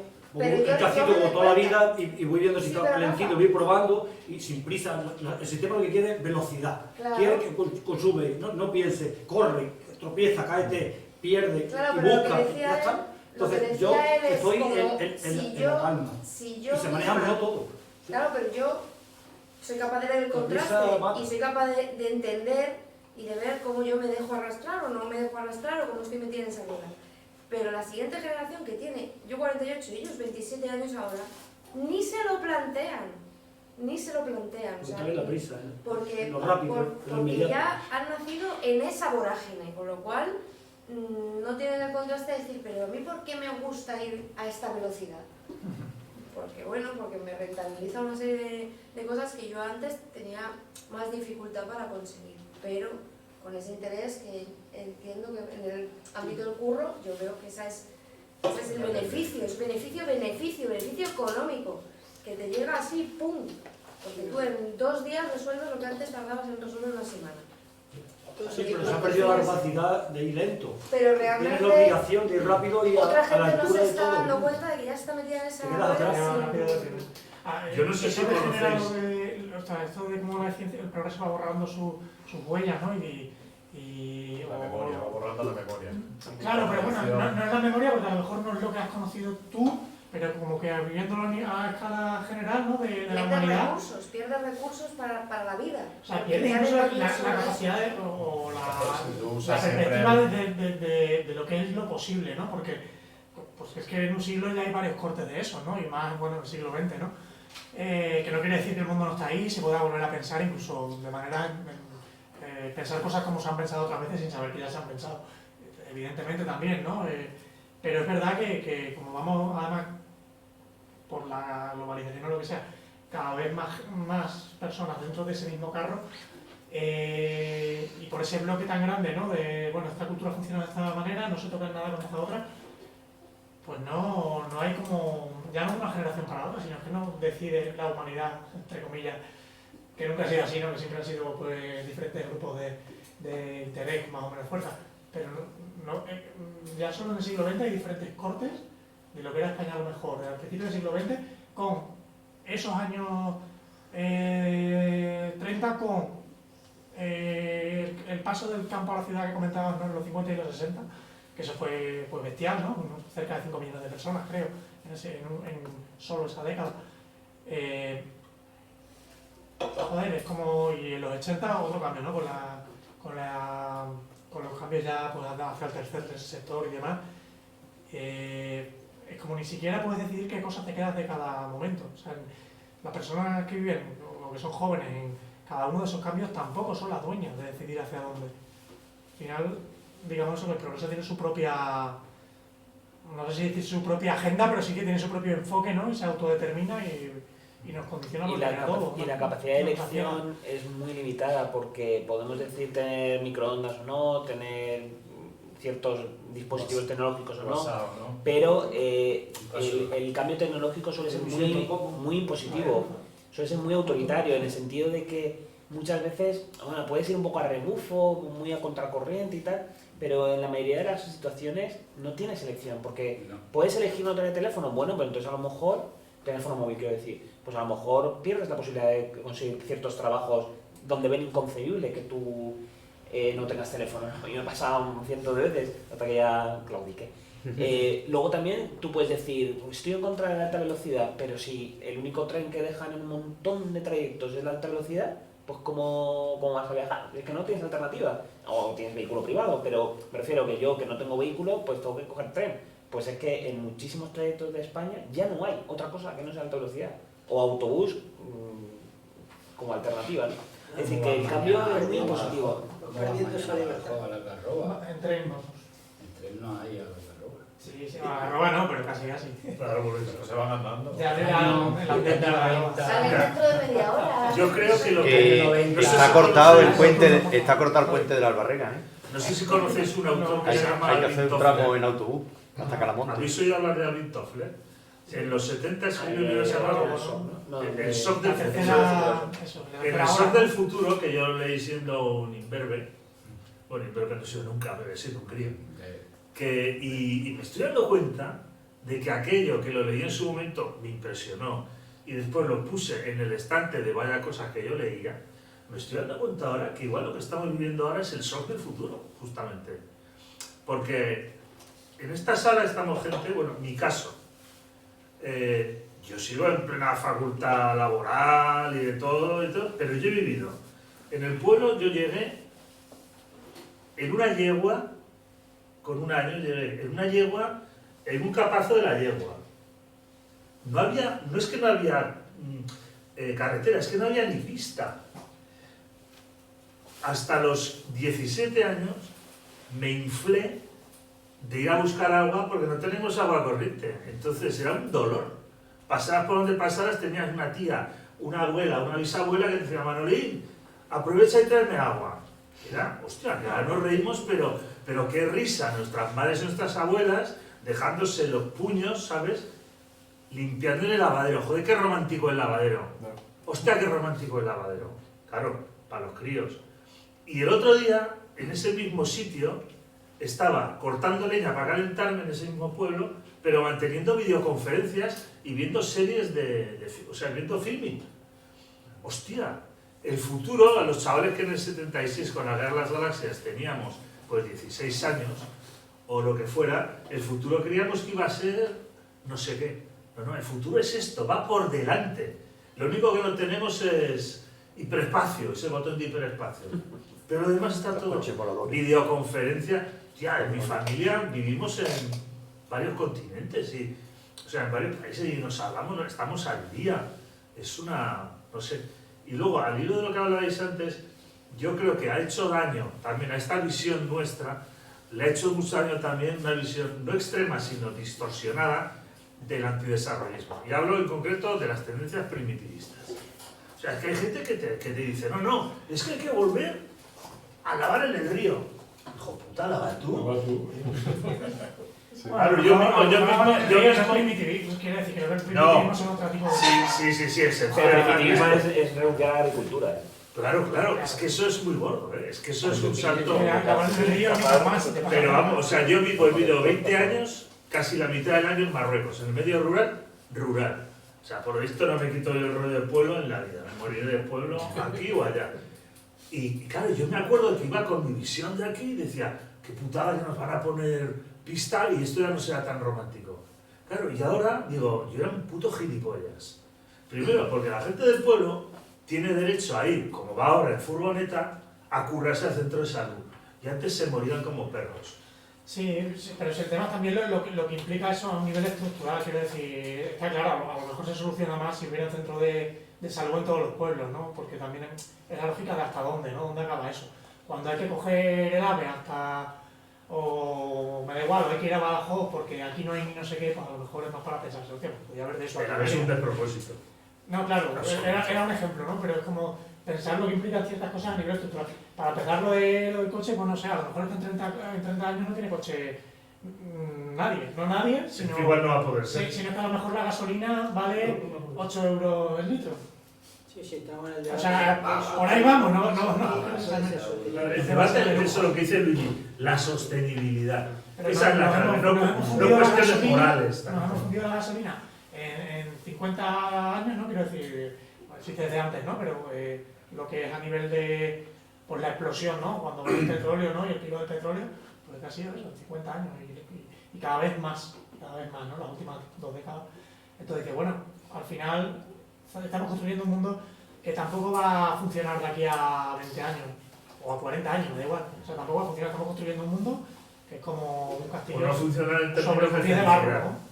O no funcionar en términos de felicidad. O funcionará para unos pocos, que Y yo de te parece, libertad. ¿no? Claro, exactamente. No, O pero- funcionará pero- para unos pocos. Lo que, por ejemplo, el coche eléctrico, que se supone que era la panacea para eliminar emisiones, pero ¿cuántos recursos necesitas para construir un coche eléctrico? Una batería. Si es que la batería solo es explotación, mina, o sea, yo creo que a lo mejor el coche de hidrocarburos es menos contaminante que... Y han hecho comparaciones y dicen que está ahí, ¿eh? Ahí. Que yo no sé. Pero también hay de todo lo que se pierde, todo lo que se pierde en el camino, ¿no? Dice, bueno, invirtiendo solo en ese modelo industrial, tecnológico, tal, dice, luego la hostia va a ser gorda, es decir, cuando llegue ese momento en el que sí que haya como unos cambios fuertes, ¿no? Porque hay algunas diferencias entre lo que va a poder ser alargable en el tiempo, sostenible, no en términos ecológicos, sino simplemente posible. Pues eso sí, se habrán tirado unas décadas, ¿no? De adaptarse de una cosa a otra, de ya si hay que mirar para atrás y tirar de tradiciones o tecnologías más simples o conocimientos simplemente, dice que si ahora ya resulta difícil recuperar estas cosas, no en un libro, que a lo mejor siempre puede estar, sino que sea más o menos aplicable para que sea reproducible, pues lo vamos a haber perdido seguro. A lo mejor sí, un poco de... A ver, sí, yo con la mano Eso va a Dinamarca, levantada. España y otra cosa. En el año 90 escuché a Ignacio Ramonet en una conferencia, año 90, en Murcia, y hablaba de ciberexcluidos. Sí, Yo señor. no me lo creía. ¿Cómo va a pasar esto? La ¿Cómo va a gente pasar feliz. esto? Hostia, pues a mí me ha pasado. Si no tienes móvil, no puedes viajar en tren, en autobús, moverte, contratar, dejarte contratar, etc. Nos la han metido doblado, pero así. Sí, no Bueno, han dejado sí, no han y dejado no es espacio gratis. no han dejado No es espacio con lo que gratis. queremos ir más lejos. Yo he estado sin móvil, negándome al móvil, mi madre, mi novia, mi hermana, mi jefe, tal. El móvil, ¿cómo no tienes móvil? ¿Cómo no tienes WhatsApp? ¿Cómo no tal? Pues, no sé. No me hace falta. Pues soy buena persona. Tampoco tengo coche. Eso Me no dice vale, mi eso no alumno, vale. con el sueldo que tiene, ¿cómo viene en bici? Digo, vengo como salen los cojones. Entonces, Hasta el punto... estoy obligado a tener móvil. Estuve en Algeciras, no pude viajar a Ceuta porque no tenía móvil. Sin número de móvil, sin móvil físico, no puede. No, y no vas a poder ni pagar, que el dinero se va a acabar Ni en viajar, papel ni y en moneda. Bueno, Y ser un abuelo ni en un hacer pueblo selfie, e intenta ir al banco. Ni abusar, etcétera, etcétera. Sí, puta Es, mierda. es Voy a ver el bastante, futuro. Va sí, con perdón. Luigi, luego tú como apunte casi no podemos ni encender la luz por no tener el programa que hasta ya llegado, ¿no? Como no tenemos el móvil. Decía que han creado esa necesidad, una necesidad más ahí Y la tele de pago. que nunca pasó. Es verdad, sin móvil no podemos encender las luces. Va tú, Fernando. Sí, no, dos cosas, porque la tengo de... Joder, el móvil. Una pena. A ver, lo del móvil, yo me llama la atención que primero es una obligación y evidentemente estás jodido si no tienes, pero luego yo miro esta cosa así de lado, que no me mire él a mí con la cámara, y tenemos aquí una capacidad de cálculo que no tenía el viaje a la Luna ni de lejos. 1 mega de RAM tenía la máquina que mandamos a ver. Pero realmente con ferrita. es útil para tu vida, o Claro, la capacidad de cálculo esa fue buena para ir a la Luna. a ver, para lo que- claro, pero es que ahí entramos vamos en a hablar- la vamos a otra hablar- parte, la más resbaladiza, porque aquí hemos manejado conceptos como progreso sin definir qué es el progreso. Exacto. ¿Qué entendemos por progreso? Yo tengo mi idea de progreso, que es unos índices de salud, de educación, etcétera. O sea, pues sí que están definidos, o sea, no es ninguna novedad. Y en ese sentido la cosa va bien. A lo mejor hay que empezar a meter otras cosas por la razón que ya cierro.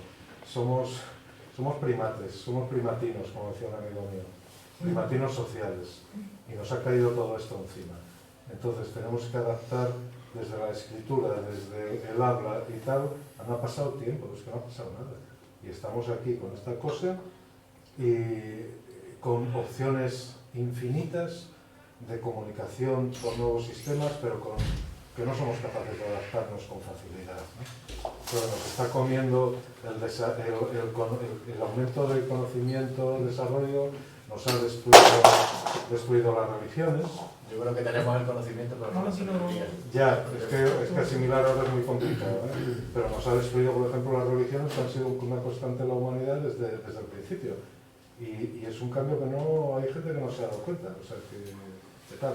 Y luego, pues eso, cosas como que yo ahora con los ordenadores que uso hago cosas en 30 segundos que hace no mucho, 25 años, me llevaba 1 mes y medio de cálculo, concretamente, ¿no? ¿Eso es bueno o es malo? Pues hay que definir qué es la bondad o la maldad de las cosas en función de que si queremos hacer el seguimiento de la catástrofe del Prestige, por poner un ejemplo no muy cercano, los satélites nos vinieron muy bien, y eso es tecnología súper Sí, avanzada. es que hay una tecnología que es muy útil y otra Claro. tecnología que se usa solo para Entonces, vender. Pero tecnologías que solucionan males de la tecnología, porque algunos, el prestige es como muy simbólico, ¿no? O sea, un mega carguera ahí lleno de petróleo que algunos, dices, claro, eso decía, la ciencia es conocimiento, la tecnología es la aplicación, y es ahí donde hay que tener ojito. Sí, pero que al final muchas veces las soluciones tecnológicas solucionan problemas causados tecnológicos, por... sí. No digo siempre, Pero muy masificado, ¿no? muy a menudo. Pero por ejemplo, la idea de progreso, a mí me gusta mucho una escritora que no hemos publicado tampoco, que al final hablo más de la que no hemos publicado, que era Simone Weil, que era una marxista que luchó con los anarquistas en la columna de Urruti y tal. Y Simone Weil se preocupó mucho por las condiciones reales de los trabajadores, es decir, qué implica una sociedad productiva capitalista, ¿no? Y ella intentó conocer cuál era la situación en las minas. Y ella llegó a la conclusión, y lo defendía como un programa político, ninguna sociedad emancipada, socialista, anarquista, lo que sea, puede ser compatible con el trabajo en la mina, porque es deshumanizador per se. Entonces, esto no es progreso. Y claro, yo pienso en todo lo que ha aparejado, ya no la sostenibilidad por un lado, ¿no? La sostenibilidad a nivel de recursos, ¿no? De agotamiento de los recursos, pero por otro lado, no tenemos a la vista, pero todo lo que entraña la producción de todos nuestros cachivaches tecnológicos entraña a nivel ético una tiranía que es descorazonador, y vemos documentales y el coltán en el Congo y tal, pero seguimos para adelante. Y ¿Qué futuro tiene todo eso? O sea, también éticamente nos la pela. ¿Qué futuro tenemos con todo el mogollón que vamos ahí a toda pastilla? Yo creo que hay que darle... Más futuro. El problema es que la tecnología sin ética, sin sabiduría, el desarrollo está muy bien y científicamente estamos avanzando y es muy bueno para la humanidad, pero ni muchos países pueden acceder a esos desarrollos porque somos los países del primer mundo, porque el tercer mundo no tiene los accesos que tenemos nosotros a la salud, a la educación. Entonces hay que darle una vuelta también a mirar éticamente esos avances, o yo qué sé, darle otra salida, ¿no? Es que parece que, bueno, no sé, es lo que yo opino, ¿no? Que muchas veces se mira, pero no se mira con... No estoy de acuerdo, Lorenzo. Sí, Yo soy buscador de oro, seguro que a vosotros os gusta también, eso se puede hacer sí, tal cual. Que aurífero. Sí. Mi abuelo era minero, anarquista, cuando se arrendaba una hectárea o demás y tal y cual. Las piedras molan, campos mola, el aire, todo mola. Ahora, cómo lo vende, cómo lo usa, ya es otra cosa. Debería haber un fútbol masculino. No sabéis cómo va la marca España. No sabemos. Que esto que decíamos de todas maneras, ¿no? De pensar que el primer mundo, o sea, que ciertas cuestiones, como ha comentado Lore, pues la salud, la educación, todavía en la salud se pueden ver más diferencias, se pueden conceder algunas cosas, pero el pensar que el progreso del primer mundo es lo que posibilita la educación, una educación mejor, no sé, yo siempre veo eso, me rechina mucho, ¿no? No, que digo que estamos pensando que nosotros, como si el mundo tuviéramos todo, de todo, y es que no es así, solo lo tenemos nosotros. No, claro, por supuesto. O sea, los países tercermundistas no creo que contaminen como nosotros. Eso, claro, sí. Es que cuando visitas un país no hay coche, no hay tanto humo, no hay tanta... Es que claro, pues eso se nota mucho. justo esto, ¿no? Ver un poco la diferencia. Y cuando se oyen estas cosas como, bueno, pues aquí evidentemente cuando se mide con el PIB no se invierte tanto dinero en sanidad, pero es como, bueno, ¿cuánto dinero de ese repercute realmente en la salud de la gente y no en construcciones de hospitales, que parece que la construcción es el negocio que está detrás de todo, ¿no? Las partidas de cultura para construir centros de cultura, la verdad, luego no están vacíos, ¿no? O aparatos tecnológicos, los hospitales que son carísimos y que luego siguen las listas de espera igual, es como, no sé, y en el caso de la sanidad, pues todavía, bueno, entiendo que pueda ser más delicado, también es uno de los negocios principales, ¿no?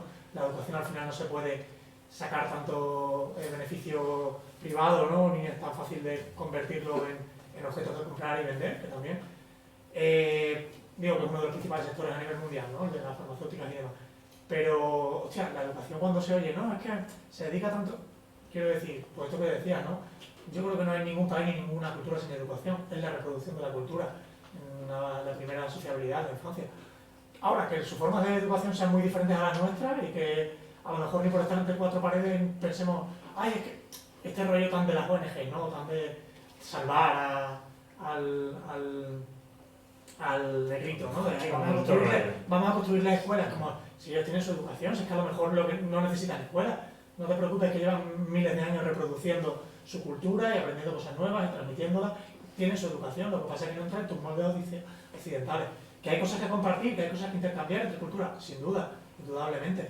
Pero es como, bueno, pues no olvidemos que un tipo de educación va ligada a un tipo de trabajo, ¿no? Porque al final la educación sigue siendo preparar para el trabajo, o para el paro, o para el trabajo flexible, pero bueno, también preparar para el trabajo, para aceptar el trabajo, para aceptar el paro, o no. La educación da tantas cosas como quita, ¿no? Y a veces quita iniciativa y quita... Entonces... Bueno, a ver, yo ahí no estoy... Sí, yo tampoco, es una la educación es objetivamente buena. La educación... No, aquí estaba pensando en la bueno, vale, sí, pero... Adoctrinamiento, ¿no? Sí, no, pero educar es transmitir una cultura con sus cosas buenas y malas. O sea, educar también se puede enseñar cosas que no... Educar es transmitir conocimiento. Bueno, no necesariamente. Si lo vemos, claro, no si lo vemos en cultura, porque de hecho precisamente... Si lo vemos en los términos objetivos que debería claro, ser, sí.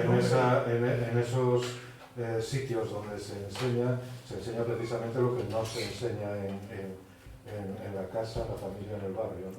Claro, esa es la función ideal de la escuela, ¿no? Claro, supone que tiene igualar lo que no se da. Me he peleado con alguno por ahí por internet que también vale para esto, como ya sabéis, sin hacer sangre, que es lo bueno, diciendo, no, es que los maestros adoctrinan. Digo, perdona, estás insultando a millones de personas que se dejan el pellejo todos los días para transmitir conocimiento a los niños y a los jóvenes, ¿no? No iba tanto por ahí, sino por el tipo de educación, ¿no? O el tipo, bueno, también el tipo de profesor, ¿no? Y que los hay de todo pelaje, o sea, tú puedes encontrar, obviamente, gente de todo pelaje en todo tipo de educación, desde la básica hasta la universitaria. Claro. Y va más porque todo tipo de sistema y de sistema económico condiciona la educación que se transmite, o sea, que está tan marcada quizá más que ningún otro sector, tanto lo que se enseña como lo que no se enseña y de qué manera se enseña. O sea, creo que en el primer mundo también la educación sirve para preparar para un tipo de trabajo y por eso las reformas de leyes educativas suelen ir parejas a las reformas que se prevén de aquí a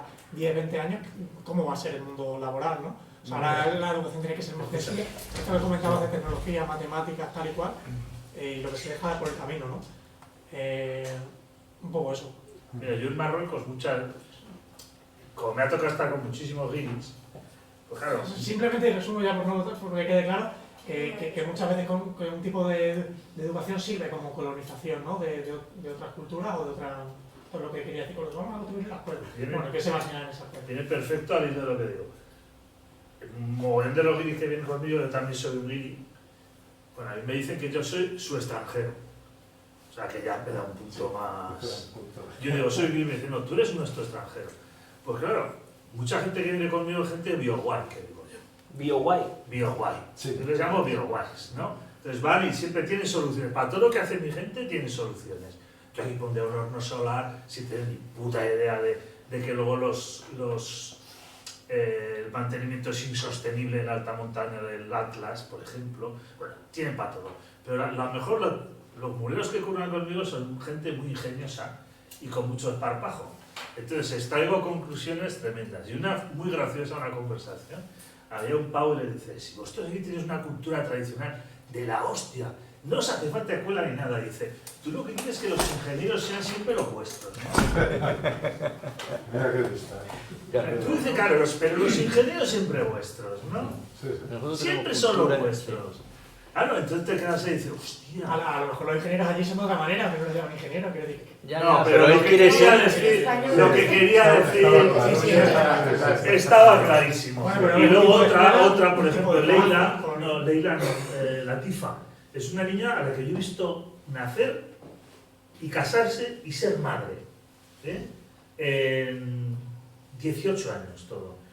Pues me acuerdo, su madre era una mujer abandonada, coja, o sea que eso es mucho en el mundo rural, de algunos países.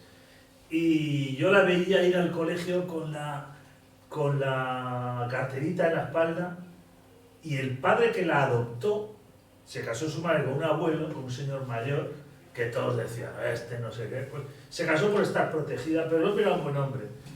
Y me decía, ¿no sabes cómo protege a la tifa la mochilita, la cartera que lleva a la espalda? Como diciendo, lo que le va a valer a ella todo esto, ir a la escuela.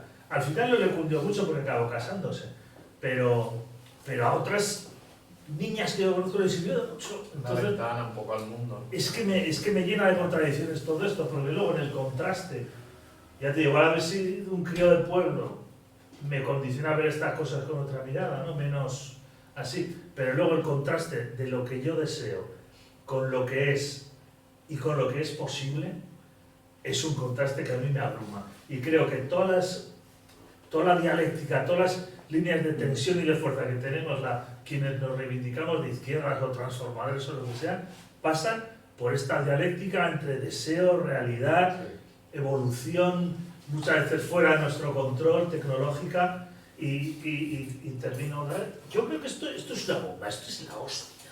Esto es la hostia. Sí, sí, sí. Pero esto es la hostia, para lo bueno y para lo malo.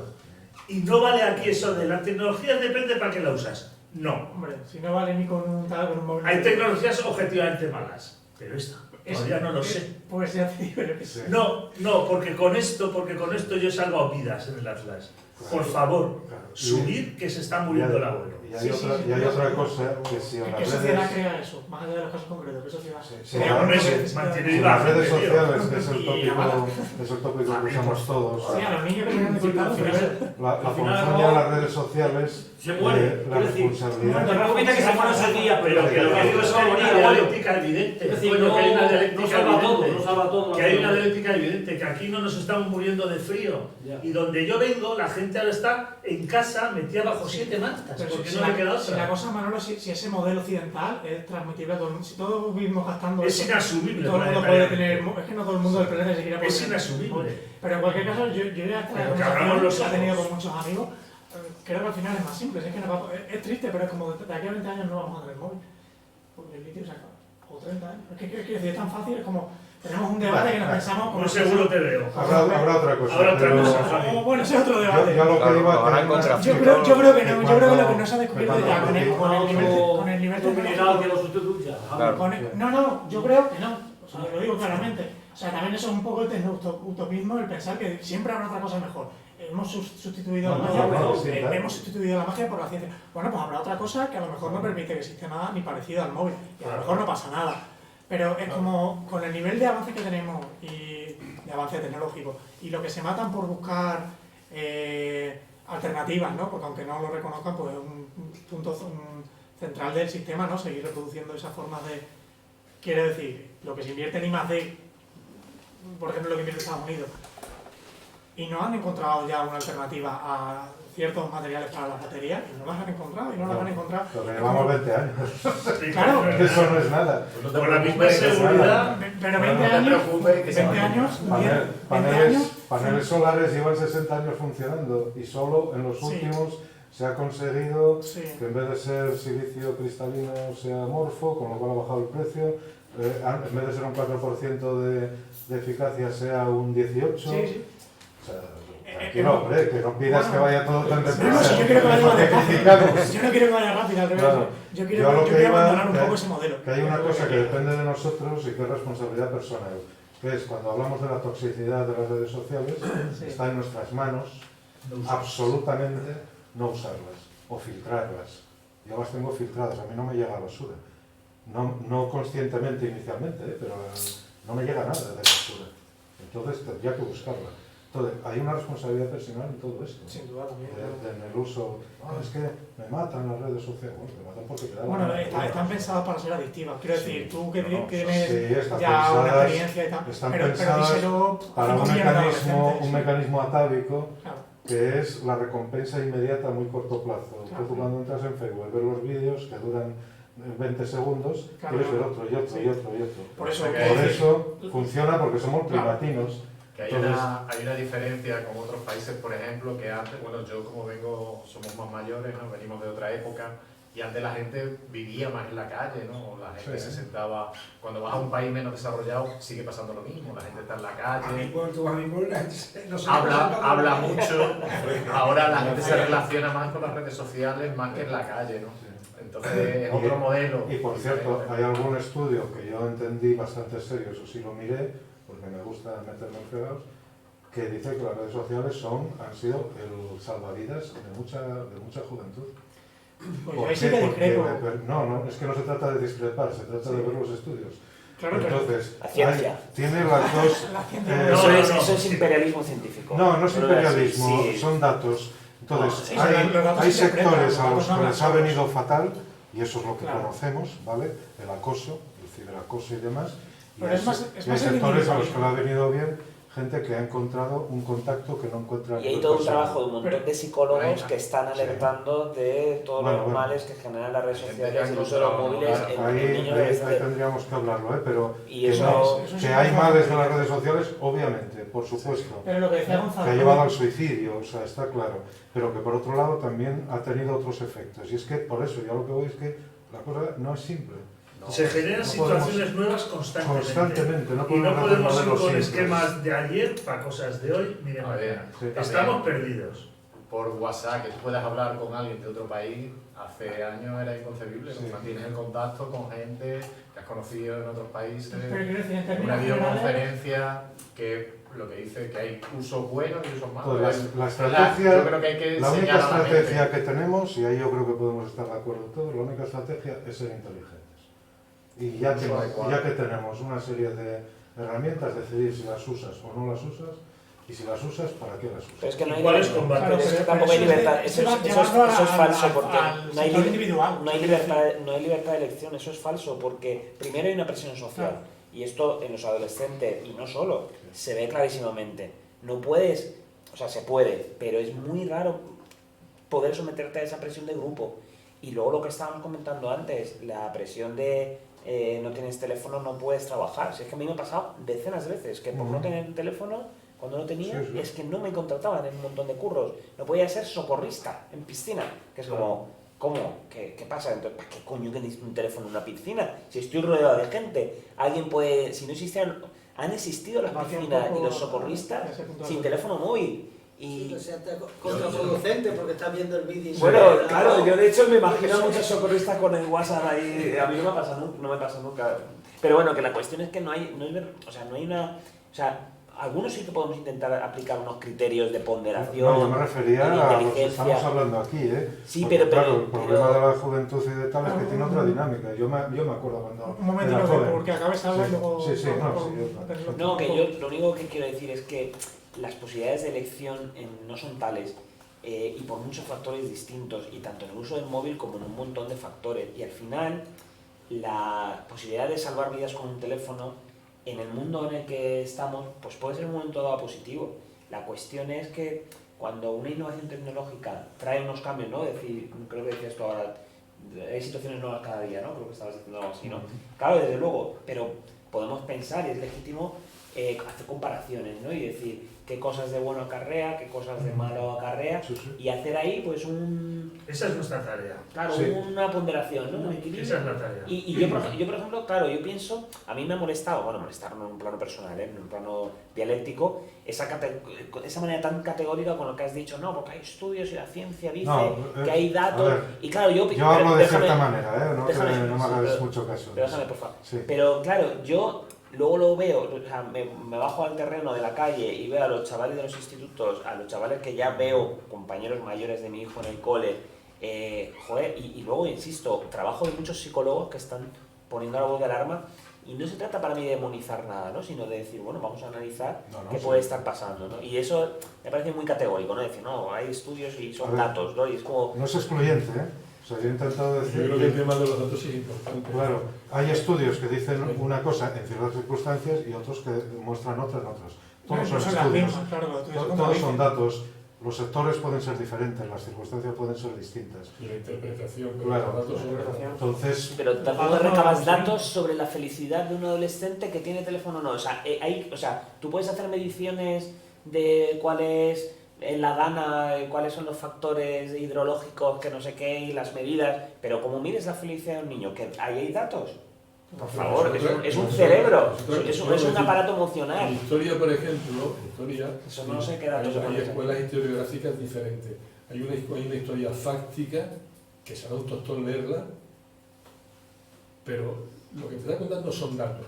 Y luego hay otras escuelas que igual te interesa, que el objetivo es explicarte que aquí pone la enredadera. Entonces, te va contando historia para llegar a que aquí pone la enredadera. Son interpretaciones. Pero los datos son los datos. Eso es una cuestión mensurable, objetiva. Pero aquí estamos hablando de salud mental. Sí, Ahí los pero- datos... pero ya, entonces, Sí. esto me está Me parece hablando una cosa de mucho interpretaciones. más... es muy resbaladiza. Claro, sí, Pero son más interpretaciones. complejo. Y luego, Es decir, yo haré interpretaciones, pero sobre una base fáctica. Sí, pero Mensurable. pero ahí la fáctica es contestar una encuesta y decir, ¿eres feliz con las redes sociales? Sí, ¿has hecho muchos amigos? No, sí. hombre, Sí, son datos, pero así se mide la felicidad de un sí, ser humano. no, las encuestas son un poco más elaboradas. Y bueno, Sí, no, ya lo sé, simplificamos. Bueno, en cualquier caso es un debate. Sí, no, pero bueno, está Oye, una perfecto. cosa, en Que a lo mejor en todo lo que también- llevamos hablando, Que a lo mejor también la educación tiene que entrar ahí también para saber o para informar más o para Sí, hacer un uso ya- correcto de, sí, ya se- de la se tecnología. habla ¿no? hace tiempo, sí.